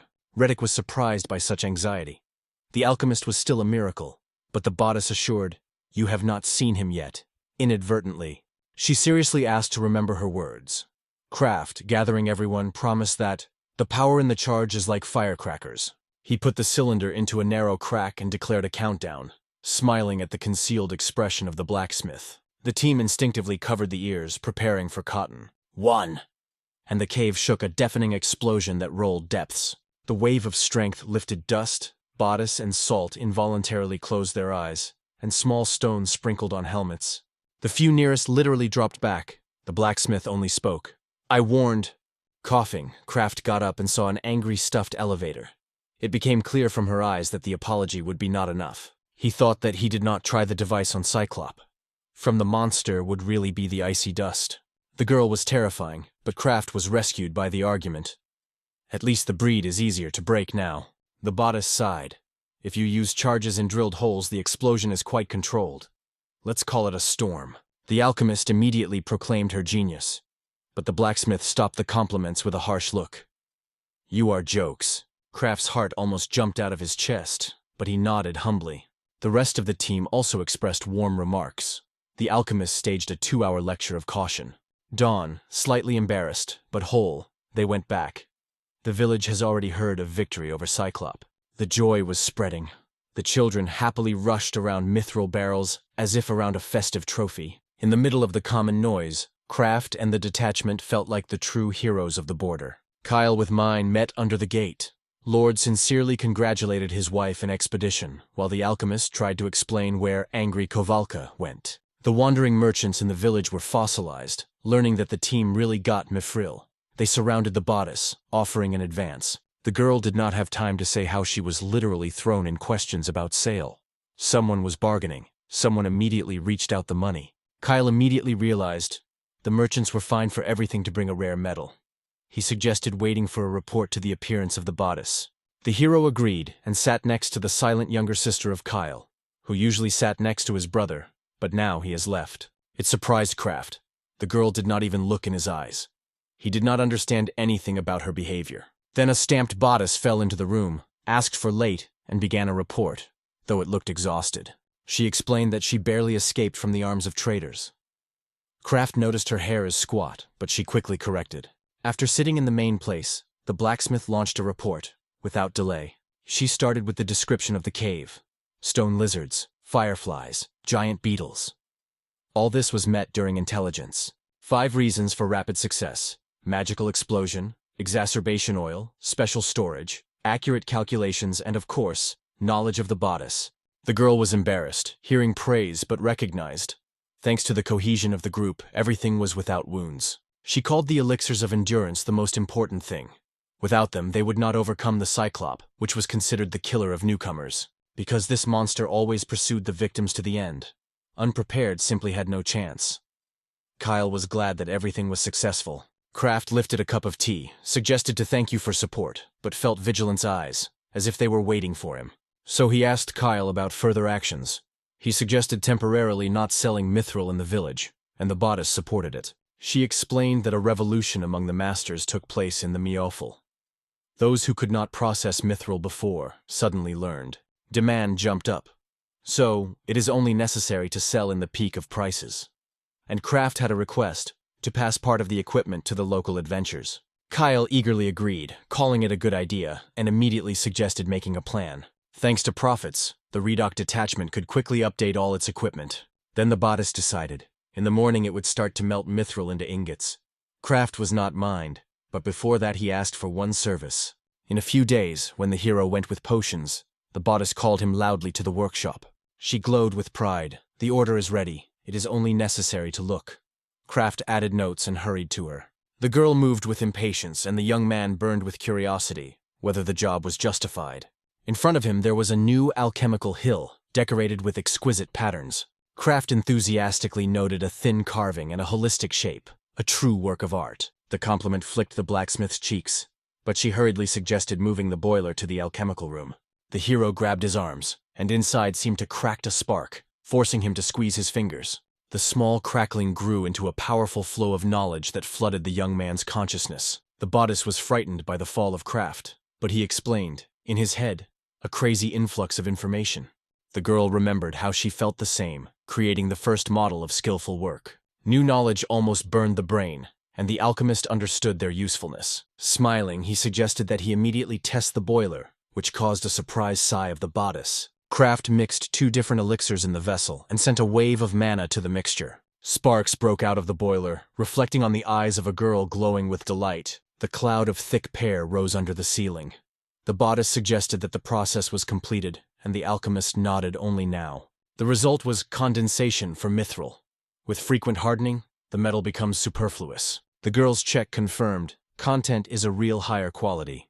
The hero gave her a vial for trial.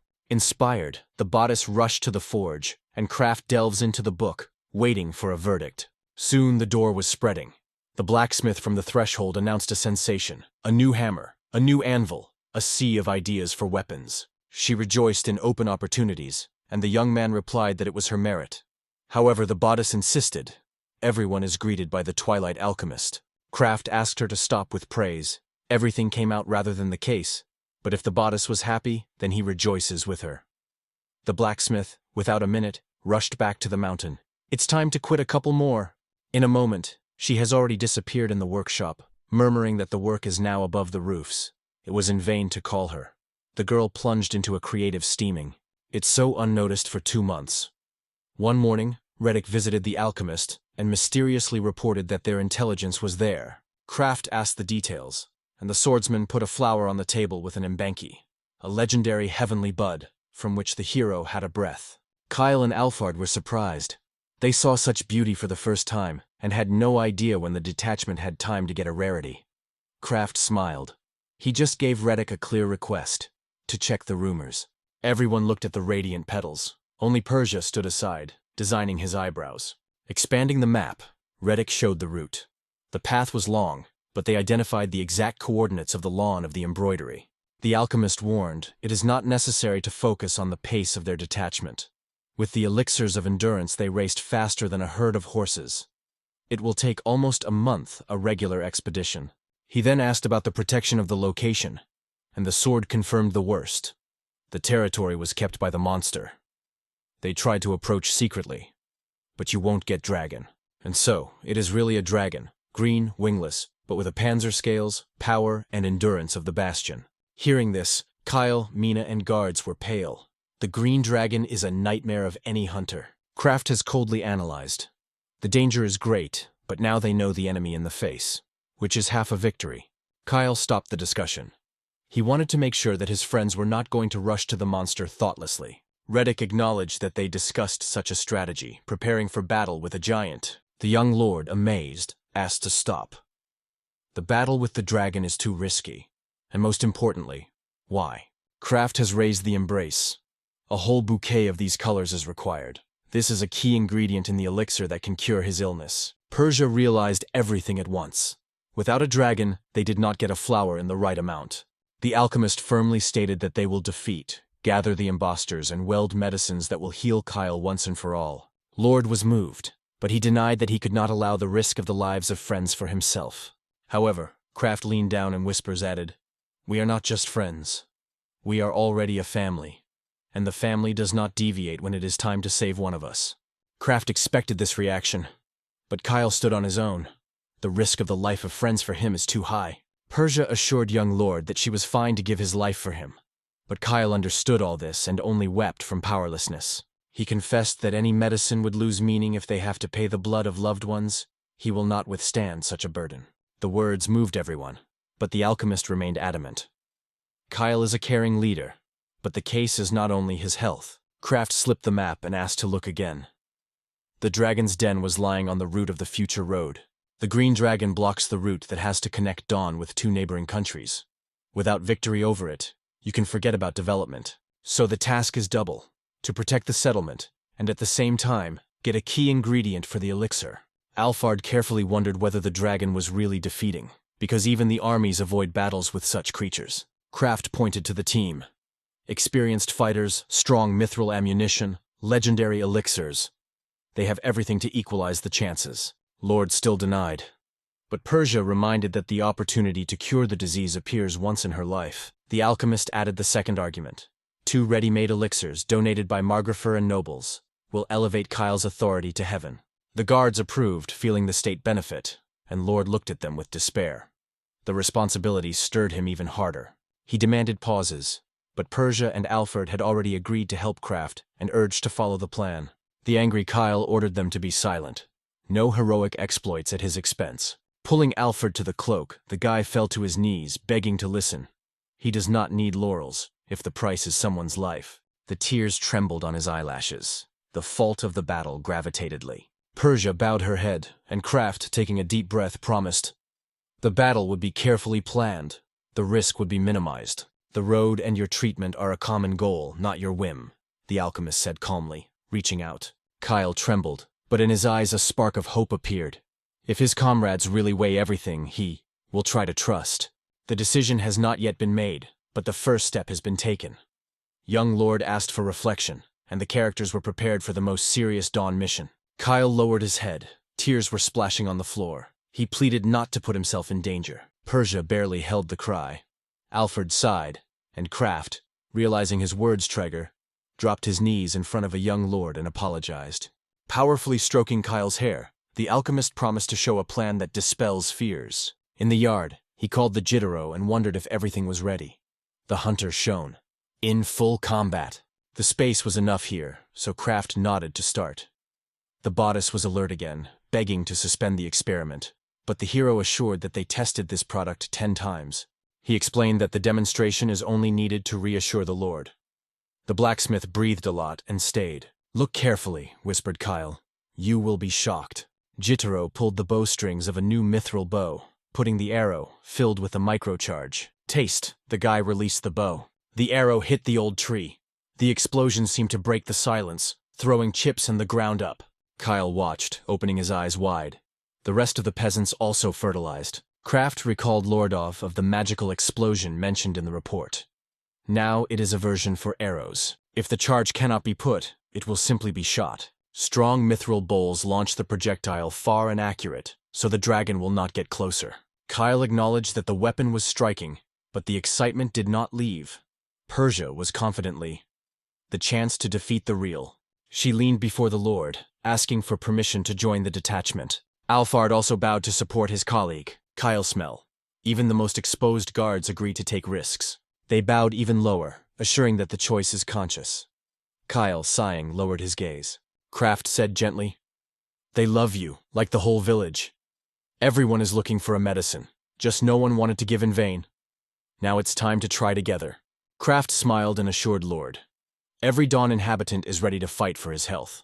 Let us save you, the alchemist asked confidently. Kyle, wiping his tears, confessed to his own weakness. Persia still did not keep his tears, and his comrades supported Lord with friendly smiles. The guy confessed that he was most afraid that his decision would be decided by the fate of friends. But, as the head of the village, he is obliged to strengthen himself in the spirit. So he gave missions, Green World, but put forward the condition. He made a promise from the detachment to return whole and alive. Squeezing his fists, Kyle barely restrained a new wave of tears.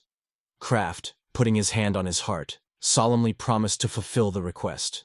Only then did the preparation complete and schedule the day of the speech. In the morning, Reddick's departure called the alchemist for the gate to show a sight. Before the gate stood a whole army of volunteers adventurers who wanted to join in hunting for the dragon. Participation in itself promised glory, and most importantly, the opportunity to help Kale and Dawn. Kraft felt a wave of grateful pride, looking at decisive faces. The bodice, while escorting, smiled. They take over the guard of the village. The alchemist nodded with full trust. When the detachment moved, the shy mind caught up with Kraft, grabbed the cloak. For the first time she said, "Come back unharmed." Kraft stroked her on the head and promised that everyone would come together. Lifting his fists, the adventurers shouted together a battle call, and Reddick gave the command to go. Thus began the hero's detachment to the Green Dragon. After reaching the outskirts of the mountains, they stopped to inspect the terrain and determine the optimal path of attack. One of the adventurers put afar, looking and saw in the valley a giant green giant sitting with their back. The scouts' eyes were rounded. Everyone who saw the monster first froze from shock. Before them, barely moving, resting the real green dragon. Even from such a distance, his greatness was felt. Reddick, who saw the monster earlier, felt the cold again. He shouted Kraft, whether all the equipment was ready. The alchemist confirmed that the preparation is complete. You can start. Reddick announced the first phase of the plan, warning, if something goes wrong, immediate retreat without heroism. After his signal, adventurers rushed forward like an avalanche. The dragon heard a roar, turned his head on the noise. Seeing a detachment with weapons alert, the monster completely turned to the opponents. Reddick roared, "Attack!" and Persia immediately moved with him. The sword was supported by Reddick's fleering drug, and Persia hit the quick heavenly spear. Salt and Jotaro released arrows greased with oil, whimpering. The dragon noticed that he was surrounded on all sides. The scales glanced, preparing for blows. Reddick with a scoop cut with a sword, leaving a bloody red scratch on the paw of the beast. The monster roared and lowered his head, splashed a thick dark stream from the wound. The sword encouraged the detachment. "Click on!" Zrinya and the fighters increased the pressure. But the dragon lifted the muzzle up. The alchemist realized, now a pillar of fire is mounted. The flames were already gathering in the mouth that glowed with hellish heat. The moment has come to act. Kraft struck his palms on the ground and knocked the giant shield of the earth in front of the detachment, preparing to intercept the deadly dragons of breathing. The massive wall created between dragons and adventurers successfully detained a fire wave. People saved a protective miracle. At that moment, the doc urged everyone to focus on the plan. Kraft restrained the fire with a magical shield, while the flames, reflecting from the walls, had to return against the dragon himself. The fire had to jump off the barrier and wrap the monster on all sides. But the wall of the hero had already started to crack. Kraft felt that she would not last for a long time. He warned Reddick, and he immediately realized, we must act decisively and quickly. Reddick shouted to the detachment, ordered to cook explosives. Several inventors were shot by special arrows in the dragon while he was still hiding behind the barrier. After a few precise blows, there was a powerful explosion that broke everything around. The shooting stopped. A wounded dragon made his way through a broken wall. Perjek stated that everything is going great. The beast seems to be weaker. The success was inspired. It was necessary to continue the pressure without stopping for a moment. Reddick ordered. No restraint, and the archers again began to fire the dragon. Feeling herself, the dragon roared again, this time so loud that the earth shuddered. His body flashed a dazzling glow, forcing everyone to close his eyes.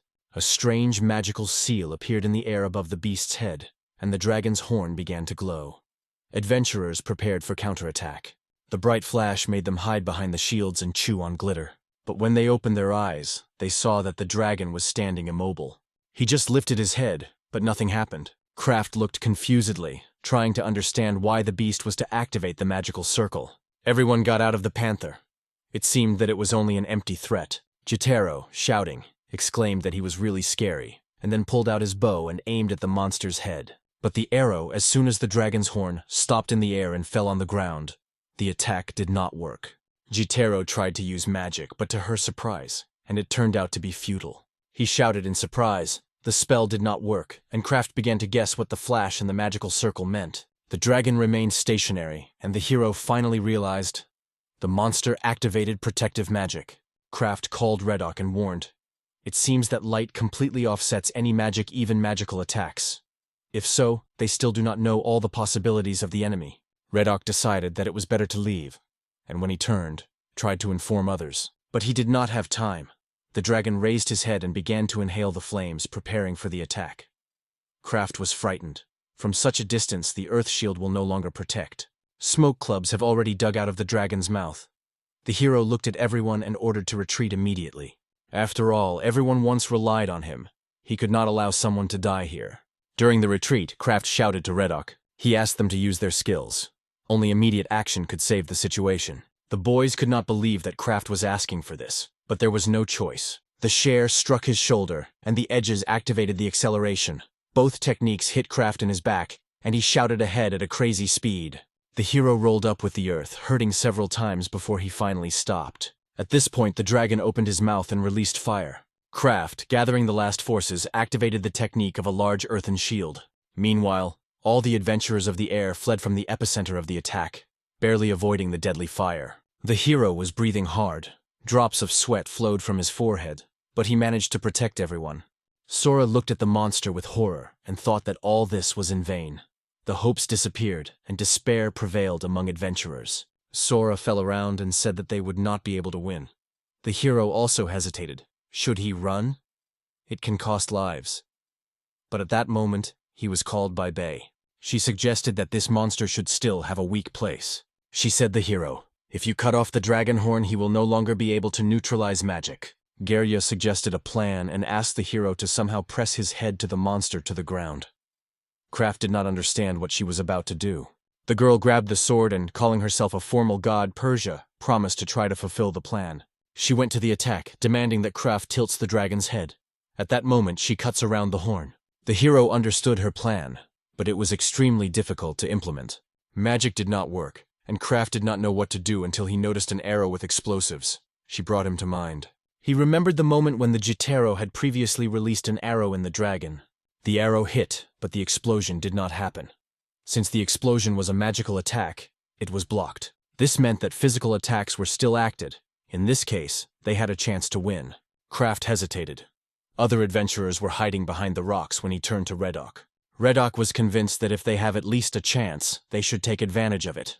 Otherwise, it would only be worse. From the very beginning, he was ready to sacrifice himself for the sake of winning the dragon. It is worth it. Kraft was difficult to look at friends who fought to the last, risking life. The young man clasped his fists and apologized to them. The hero shouted everyone and asked, "Keep another breath, until the end." Everyone was prepared and undoubtedly obeyed. While the rest attacked the monster, Kraft drank the potion and said he was counting on everyone. It is time to gather all the strength. Thinking, he realized that he could still use magic. This meant that the dragon's anti-magia had limits. Probably the ability of the monster to act only in a limited radius or with a delay. Now Kraft knew exactly what to do. Seeing the dragon prepares a fiery attack again, he warned others. Persia stopped and said she would stand until the end. Meanwhile, the rest of the group again activated a large earth shield and protection against fire. The edges shouted that they would cover the messe. It was necessary to stand and hold the blow to the end. At that moment, the dragon launched a fire, and the burning flames fell directly at the messenger. She stood adamant, and her comrades supported and kept protection from the rear. Kraft had to fight on his own when the tongues of the flames baked him from head to feet. The hero realized that even with the support of the Redok group, it was extremely difficult to handle it. Friends were scared of him. The whole body of the young man was in burns. He could not get up until he reached the recovery potion. Kraft recovered a little and apologized to everyone through the pain. After the help of his comrades, he climbed to his feet and asked how they were holding on. At that moment, the smoke began to settle, and Kraft saw a group of Redok, headed by Messe. All were alive. He thought that only real crazy could stand against such a monster directly in the city. But the boy's gaze stopped on the dragon again. He was going to breathe for a new attack. But Kraft only whispered, "Late." As soon as the dragon raised his head, a huge boulder was already hanging above him. Kraft knew that this moment became possible only because of the efforts of all his friends. Without losing the opportunity, he lowered the boulder directly on the head of the dragon. An accurate gesture. If the magic was not acting, it is time for physical blows. The stone rolled into the neck of the monster. It was squeezed into the ground. Kraft shouted Persia, right now, without delay. The girl caught a thrown bottle and immediately drank his contents. It was a breakthrough potion. Feeling its action, Persia is clear.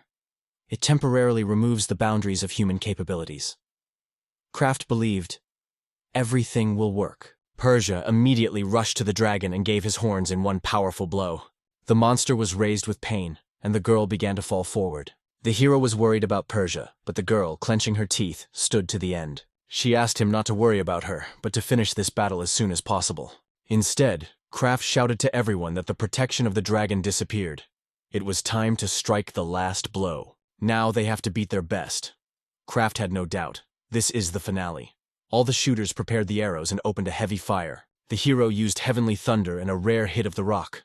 All attacks, including arrows, struck the dragon at a time, and it was the red oak that put a point, causing a decisive blow. Subsequently, rumors went in the village. Kraft and his detachment returned. People rushed to the entrance to the village, and Kyle and Alfred stood in front of him, waiting impatiently. Seeing tired and crippled guys, one of the peasants thought, "Did they really be able to win?" The woman covered her mouth with her hands, scared how much they could lose, but the heroes were in good humor. Kraft announced that they all returned. Kyle rushed to Kraft, grabbed him for his clothes and wept, happy that he survived. The hero asked him not to press so much. He still hurts. Suddenly, the bodice joined them. She also cried and said that he survived a lot. She rejoiced that Kraft returned. The hero agreed, already wanted to go to the report, but the bodice asked for another. All this does not matter. The main thing, he is alive. Without understanding, Kraft looked at the Redick. He just shook his head. The bodice added that they did not lose anyone. Even indentation is courage. She believed that they fought worthy, although the hero wanted to prove their victory faster. And he did it. He opened a spatial storage to show the main proof.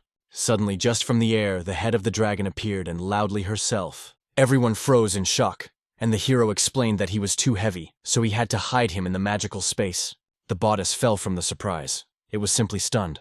She almost did not get up, and Kraft realized that he did too sharply. He did not believe that everything had ended that way. People shouted, "Dragon's head, she is here." But when this head was put up in the middle of the square, the bodice just closed her face with her hand. She didn't know what to tell him. She did not want to offend, but asked to put herself in her place, to look at it from the outside. Kraft became awkward, so he sincerely apologized. The hero did not suspect that all it would surprise, and it was at this moment that the mine unexpectedly sat on his knees. Kraft became murmured that his legs were soon seeing, but he was afraid to ask her to get off. In his strange imagination, he saw a mine look at him in surprise and asks why she could not sit. Kraft, ignoring her own words, allowed her to stay and quietly thanked. Kyle suggested that everyone come together and talk about what happened. The story began. Kraft began to describe the battle with a dragon. Although the equipment was seriously injured, they managed to win without any casualties. The bodice could not believe that they returned whole, and even with a victory over the dragon, the hero also added that they completed the main task and gathered enough flowers of ambroise and rare herbs. Although the main purpose was to win, but the side task was fulfilled. They found a lot of valuable ore and magical objects. Kyle said that the question with Guild would entrust the Lifa, who promised to take everything under control. Kraft suggested that the Edges share the battle details. He agreed and began his story from the magical part. And Amine just sat with a smile and listened to their conversation. When it was already dark, the peasants took Kraft and Red Oak to the central part of the settlement. There was a sign where they celebrated the victory over the dragon. The hero did not immediately understand the meaning of the inscription. Jatero waved Kraft and called to look for a celebration. Just in the middle of the field lay a huge dragon head. Jatero said it looks cool, but Kraft suspected it was like a dark ritual. Kyle rose to the stage and turned to everyone. Thanks to joint efforts, they deprived these lands of one of the worst monsters. Earlier, this territory was called the Land of Monsters. All attempts to settle here were collapsed. But now, thanks to victory, you can safely expand the settlement. Kyle thanked everyone, from settlers and traders to heroes and adventurers who had done this great feat. Without unnecessary words, he offered everyone to celebrate the victory over the dragon. The peasants raised the mugs with drinks. Kyle also lifted his mug, almost spilling the contents, and suggested that everyone drink for victory. The evening turned into a real holiday. A bodice with appetite absorbed food, and the Edges won the attention of several girls. Sora from the side burned jealousy. Alfred and Kraft were constantly drank, and Persia was constantly treated, though she had already refused. When Kraft left, someone called him. It was a Edit. Smiling, he suggested that the hero had already got drunk. Kraft, a little sad, denied. That's not. but the edges did not understand what it was worried. He just said that they were without a doubt. They managed to win. Kraft looked left, saying that he did only what he had succeeded. Reddick smiled. The hero does not even realize how much he prepared. People, equipment, action plan. Everything was won through this preparation of the battle. Kraft looked at the coat of arms on his hand. In fact, all merit is in this little thing. He gently ran his finger on the radiant lines and whispered that he would never be able to thank his brand. Reddick nodded. It was easy to agree. But the sword added, even without the coat of arms, Kraft would invent something else. The organizer's talent in it was from birth. It is difficult to imagine what, Reddick was certain. He would still unite adventurers and finish the case. The hero just smiled, recognizing that his friend was right. He looked at the crowd of people who happily celebrated a common victory, and felt, yes, that's what he managed to achieve on his own. That is, as Reddick said, the success of this time was really built around Kraft. With these thoughts, he stepped sideways, sat down on the grass, and looked into the starry sky. Quiet steps came behind. Someone noticed his loneliness. It was a bodice with a mug in your hands. She joked that the hero was already under the degree and sat side by side. The girl asked if the dragon's death means that attacks were now impossible. Kraft mentioned how in his childhood the village of Lifo was destroyed by monsters, and gently replied, "The threat is much smaller, though not zero. At least the chance of repeating the tragedy is now scanty. It is a victory." Hearing this, the bodice smiled and looked at the star. She softly leaned against Kraft's shoulder. From the corners of her eyes, warm tears of memories slipped. The hero sat silently until the blacksmith was dozed, breathing calmly on his hand. A few days of hard work passed, and Kraft finally completed the main creation, the elixir of life. Kyle was surprised. He looked like a thick cream. But this time the alchemist acted differently than with simple potions. Kraft took a spoon and explained that the medicine should be taken orally, because the ailment is congenital, and treatment should go from the inside. Persia and Alfard were surprised, fearing the consequences. Despite their skepticism, Kyle boldly took a spoon and swallowed a thick portion of the elixir, ready to meet any result. Everyone immediately covered Kayla with questions about well-being. Persia and Alfred were afraid that he would not get worse, but Kraft reassured they were too dramatic. Kyle replied that he did not feel anything but the sweet taste of the cream, and suddenly expanded his eyes with surprise. The guards faded, thinking that something bad happened, but tears splashed out of the boy. Persia was scared that not so, and Kyle whispered, "On the contrary." He squeezed the shirt in the area of the heart. The pain and the sits that have been sharpening his entire life, no longer. The shocked Kraft saw a relief in the eyes of the boy. Small tears rolled until someone's warm hands hugged him. Persia and mine pressed Kale, dividing the joy. In the eyes of Persia, the tears of happiness were shining. She always believed that this day would come. For a long time, three stood, hugging firmly. Even Alfard wiped the humid corner of the eye, and Kraft, smiling, retreated quietly. Alchemist caught up with Alchemist and, returning to him, silently bowed. The words of gratitude seemed not enough. He confessed, he does not know how to thank. Only, "Thank you," will not be enough here. Kraft was glad that the medicine was led without complications. Alfred agreed, "The potion is truly amazing, but it is a pity. It is only one jar. After all, several doses would completely destroy the disease. It would be an ideal." Kraft smiled. "One? Actually," Alfred froze, not believing heard. The alchemist opened the side door and showed a table piled by vials. 129 Siren, a legendary drink, which exacerbates the ability, 73 Amy, an elixir that is young for a year, and 47 doses of medicines for Kyle. Seeing stunned everyone, Kale himself. Lord grabbed his head. "It's too much. I cried in vain." Persia grabbed Kraft by Latcan. "Did you go crazy?" The alchemist recognized he overdo it a little. Kyle was thinking aloud. All these rare potions can be sold for crazy money in the capital. Kraft noted that the worries are still not avoided, so the treasures directly to its lightness of Margrave Baylor should be transferred directly. Persia with Alfard looked at a surprise, an unexpected far-sighted offer. Meanwhile, Margrave Baylor himself has called his eldest son for an urgent conversation. In the office of Margrave Baylor, his father met Zaid and immediately stretched him a fresh letter from Kyle. The eldest son expected the small complaints of the little one, but his father assured, everything is quite different. Submitted by the report, Margrave said that Kyle wrote something incredible. He just looked at the lines, and almost dropped the parchment.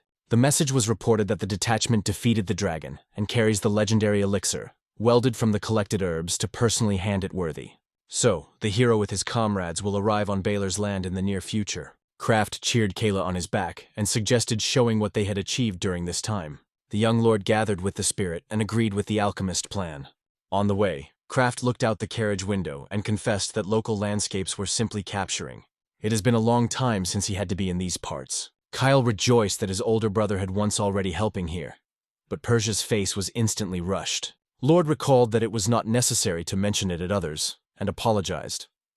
Persia did not realize in surprise why he was so turning, and Kraft hinted, "Everything is not as it seems."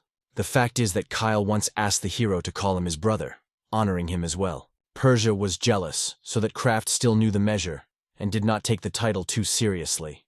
The alchemist just smiled. These words should be directed by Kyle. Meanwhile, Gitero was fond of the grandeur of the city of Margrave. Kyle noted that the capital is even more inhabited, and the gates are always open here without duties. If the hunter knew it before, probably he would have come here for a long time. Lord suggested that he look around until there is free time, and the jitter is glad. Kraft, watching the boy, involuntarily wondered his daring nature. But Persia just rapped, "You are no less bold." The bodice was silently admired by the views of the window while their crew rolled forward. At the entrance to the gate, they were stopped by armed guards and asked if they were relevant to the estate of Margrave Baylor. Kraft did not immediately navigate, but Persia explained. It was a regular review, and Alfard confirmed that they were invited inside. The guards advised the bypass path because the main street was clogged with people. Alfard thanked the service, and Kyle looked out of the carriage and thanked the soldiers sincerely. Seeing the young lord, the guards got lost so much that they all subsided for a moment. And in the next moment the soldiers revived and began to greet Mr. Kale with his return. It seemed to them that it looked surprisingly healthy, and it was pure truth. Kyle smiled and replied that he was feeling great. Alfred explained that this is only a short visit and should be silent about it. The guards understood and promised to keep the secret. Then the accompaniment again took place in the carriage, and Kraft continued to admire through the glass with the landscapes and the brilliance of the sea. Finally, the crew arrived at the ceremonial gate of the ancestral estate. Kyle confessed that he had been here infrequently because he lived in a rural residence. Gitero suggested that the nobles rarely return home. The bodice was strictly asked to be careful. Kyle assured that there is nothing to worry about. With such a report that was prepared together, he will boldly stand before his father. The young man sincerely thanked his comrades for their help, smiling at everyone. Gitero responded with a mutual smile and praised the kindness of Lord. Kraft noticed Persia covers his face in order not to give emotions. The bodice noted that they were going to leave for a long time, and Kraft asked Mine to free their knees. The girl rested, not wanting to get off. The hero thought that, perhaps, should not be included in the palace with the child in his arms. The blacksmith with a smile whispered that the mine seems to have really leaned to him. Kraft only surprised his shoulders. When everyone got out of the carriage, the guards ordered the gate. Kraft with Mine was quietly traveling, while the jitter, rejoicing in the space, was worn by the yard. Persia was angry with herself to conduct herself decently. Zaid, looking out of the window, was already checking for his brother's appearance. On his face, annoyance and disdain were read. Obviously, he did not delight Kale. Soon the guests were spent inside the castle, where they were met by their native lord. Margrave Baylor sat at the head of the table, next to Fratton's eldest son, and next to him, the second son, the Arrogance. The father noted that he received an interesting report and wanted to hear an explanation from the first mouth. Kyle confirmed. He came personally because he has a lot to tell and show. It was clearly annoyed by Zaida, but he restrained. The Margrave asked her son to start with the report on their victory and achievements. Kyle addressed Kraft. Please show the elixirs of his father. Under the vigilant look of the harsh Margrafer of the hands of the alchemist, the excitement was sustained. Maybe it was worth saving for the finale, Kraft thought, feeling pale. But Kyle nodded cheerfully, and the hero finally got the first box from the repository. There were 44 vials of elixir, 129 siren, and 73 amiti on the table. Gide squeezed. He made us sweat on the temple. He never saw so much rare. Markgraffer, holding a letter from Kyle, only reduced his eyebrows. Such quantities are not a joke. Young Lord explained that he did not need all this wealth, so he decided to pass the treasures to his father. Baylor, asking the scale of achievements, called his son to be proud of himself. This is a real feat. Kyle's eyes were illuminated. He thanked his father for the warm words. The Margrave thought aloud. Part of the potion should be given to its majesty, and the excess should not be sold at the same time, not to sold the market. Fratton's eldest son has already evaluated the Amy, who give youth. The father translated the conversation on the topic of the dragon. Elixirs are a side proof. Is there something more convincing? Kyle calmly replied, We brought the head of the dragon. Margrave shuddered.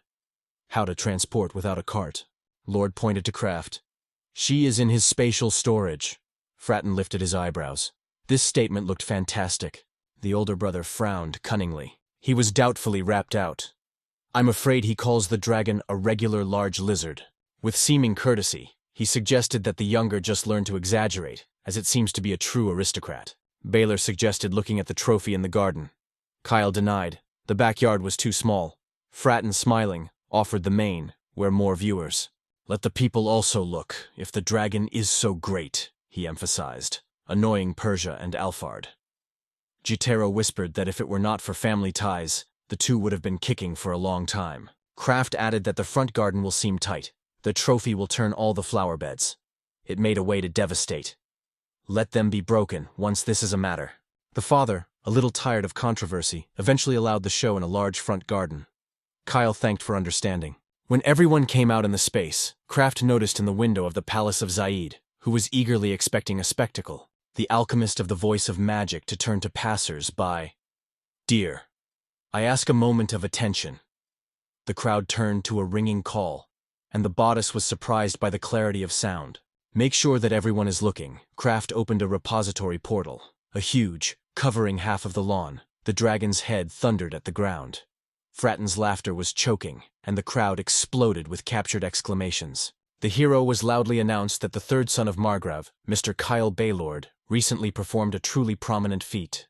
Due to his far-sighted leadership and unwavering cohesion of the detachment, it was possible not only to establish a settlement in the land of monsters, but also to defeat the horror that terrorized the surrounding area. There are few ordinary words to believe, so the audience could see with their own eyes. Kraft solemnly urged to glorify the young and promising ruler. And at that moment, behind Kyle's back with a thunderous roar, a giant head of the defeated dragon fell. The scaly trophy lifted a cloud of dust, almost touching the facade of the estate. The Margrave and the attendees expanded their eyes from incredible paintings. Recorded, the crowd exploded with exclamations of grip, lifting his hands into the air. Incredible! This is the greatest beast we have ever seen. The children were glad that such a hero served them. Kyle cast a smug gaze on the ride, who had to swallow his own skepticism. Behind his back, the girls were just silent. Kraft again struck everyone with a scope. The alchemist was only hoping that this time he did not bend the stick, because he gave the warning in advance. The excited local urged around the trophy, looking for each other not to push. The soldiers quickly put in order, equating people in the queue and reminding, the trophy will not run away. One of the managers sighed. The work was added, but thanked Kraft at least for warning. Kyle apologized for the hassle. The Margrave took the guests to a large hall and invited to take up space. Lord Kyle even suggested that you even introduce a fee for the Dragon Monument review. The father replied that it was not necessary to hurry. Without proper preparation, it would work like a powder tub, and excessive publicity can cause chaos. In the end, the Margrave decided to entrust the consequences of the formal office to develop a safe plan. Kraft heard of this official before.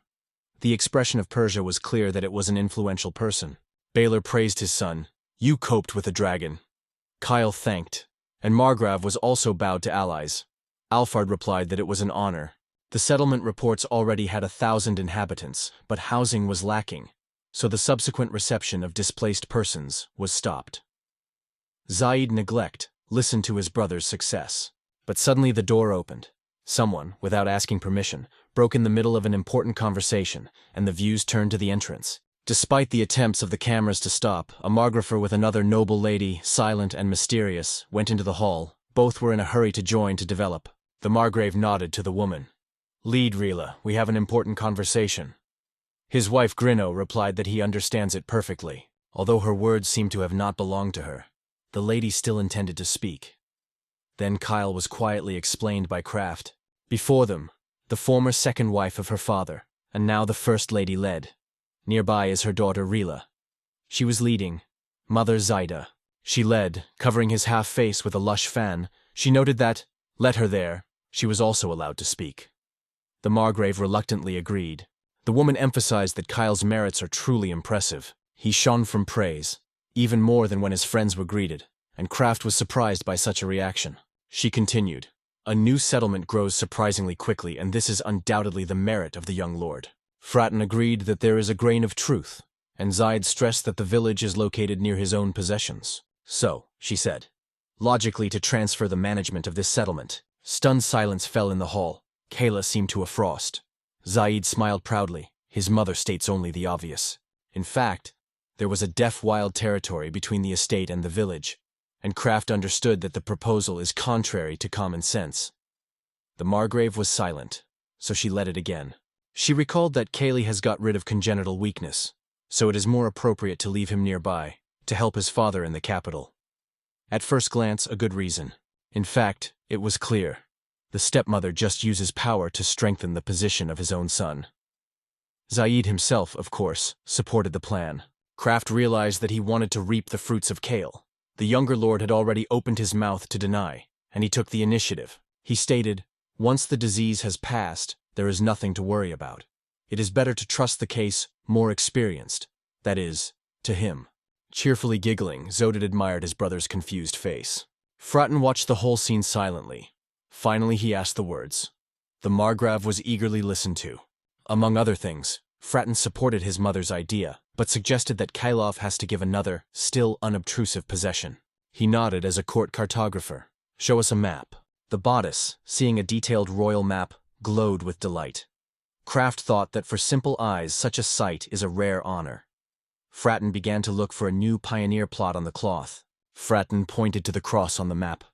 "Just here, next to the place where the dragon once lived." This area was near the Empire du Baton. On the other side of the mountains was the Federation of Zebius. There are several small states between them, ideal for building. Brother believed that Kyle had a lack of settlements, so he suggested that the development of this region entrust him. While the Margrave was thinking of the proposal, she led from the front edge of the hall. It seemed to her that Fratton was humiliated by her son, they say. He was not able to cope with the task. However, Fratton denied. Not at all. The already difficult responsibilities of the dowry and the creation of a new settlement is a very serious test. Rila supported. The idea of a brother is wonderful. Moreover, if you start both plots at the same time, it will immediately become clear who is capable of. The mother smiled happy and praised her daughter for such a point of view. She believed that for Kyle, it would be an opportunity to prove that his success is not just luck. Listening to all this, Kraft barely held back anger. It seemed that all the precedents despised Kyle. But in the end, Kyle made his decision. He makes a proposal. Persia, Alfred, and Leif Otterisle. Zaid deviated, not understanding when his brother became so intelligent. Kraft also did not realize the reason, but saw Kaylee confidence. He stood up and said that he had two requests. The first is to keep the name Golden Dawn. Second, the Kraft and the peasants with whom they survived a lot were concerned. Kyle wanted anyone to go with him. According to the law, peasants are prohibited from leaving their regions on their own. Only special settlements had such a right. So, permission was needed. But she immediately refused. They could not pick up neither resources nor property. Kayla stunned this decision. He grabbed and exclaimed to Machuha. How do they move to a new land without any supplies? But she stood on her own. There will be no permission. Then Kyle asked at least to allow the guilds and individuals to pick up their own property. The Margrave asked his son if he was really satisfied, and Kyle replied that in this case, Zaid laughed and stated that everything was resolved. With a mocking smile, he added, "Kyle finally behaves as a real aristocrat." Kraft did not understand anything and asked quietly why Kyle agreed. He only winked with a smile. Kraft immediately realized Kyle intended something. Margrave waved his hand by announcing the completed and all received permission to go. But before everyone dispersed, the Margrave stopped Kraft and asked to stay, invited to go later. Kraft felt a cold run on his back. Meanwhile, the Margrave was quietly drinking tea waiting for Hero. Finally, Kraft has entered and asked for a seat for table. He uncertainly lifted a cup with tea and made a sip. All this time, the Margrave was looking intently at him, forcing the guy to feel uncomfortable. Kraft began to panic. He couldn't stand this silence. Only wanted a Margrave to finally He spoke, he finally said, assuming that the guy was one of the Twilight alchemists. He heard that the young man is knowing medicine, but also quite skilled. Kraft thanked for such words. Margrav asked if he had heard something about Galleon's jar. The guy was surprised that it was about her. He knew. The jar wall was an outstanding alchemist that made a breakthrough in the fertilizer. Also a famous healer and writer. Kraft's eyes shone from her. He read all her books. Closing her eyes, he imagined her as an old good grandmother. But he was shocked, learning that this legend was working on a Margrave. He couldn't pick the words. Why did she serve him? Margrafer believed that she would be interested to meet Kraft. He showed the way to her mansion. Kraft bowed and said goodbye, promising to appear. As he came out, he sighed with relief. This conversation was too nervous. And before leaving, the Margrav asked, "Take care of Kyle." The hero was surprised by an unusual request and promised, "Perform it." Subsequently, the carriage with the hero and the Duke reached the mansion of the jar. The old ivy-covered house seemed abandoned, and the crows of crows were heard from the trees. While Kraft was looking at a spooky landscape, a wooden man appeared behind and asked to go behind him. The hero shuddered from the surprise. There was a living wooden monster in front of him. I realized that the creation of such an extraordinary level of alchemy. Walking for creature, he thought that a Jarwar was obviously capable of anything. The wooden guest looked around and reported to the hostess who brought Mr. Kraft. From the room irritatedly sounded, "He was late, let him come in." Already, Kraft went down timidly and greeted. He suggested that he was a jar. But when he lifted his eyes, he did not believe it. Before him sat the Yarm, and she looked as a little older than a girl.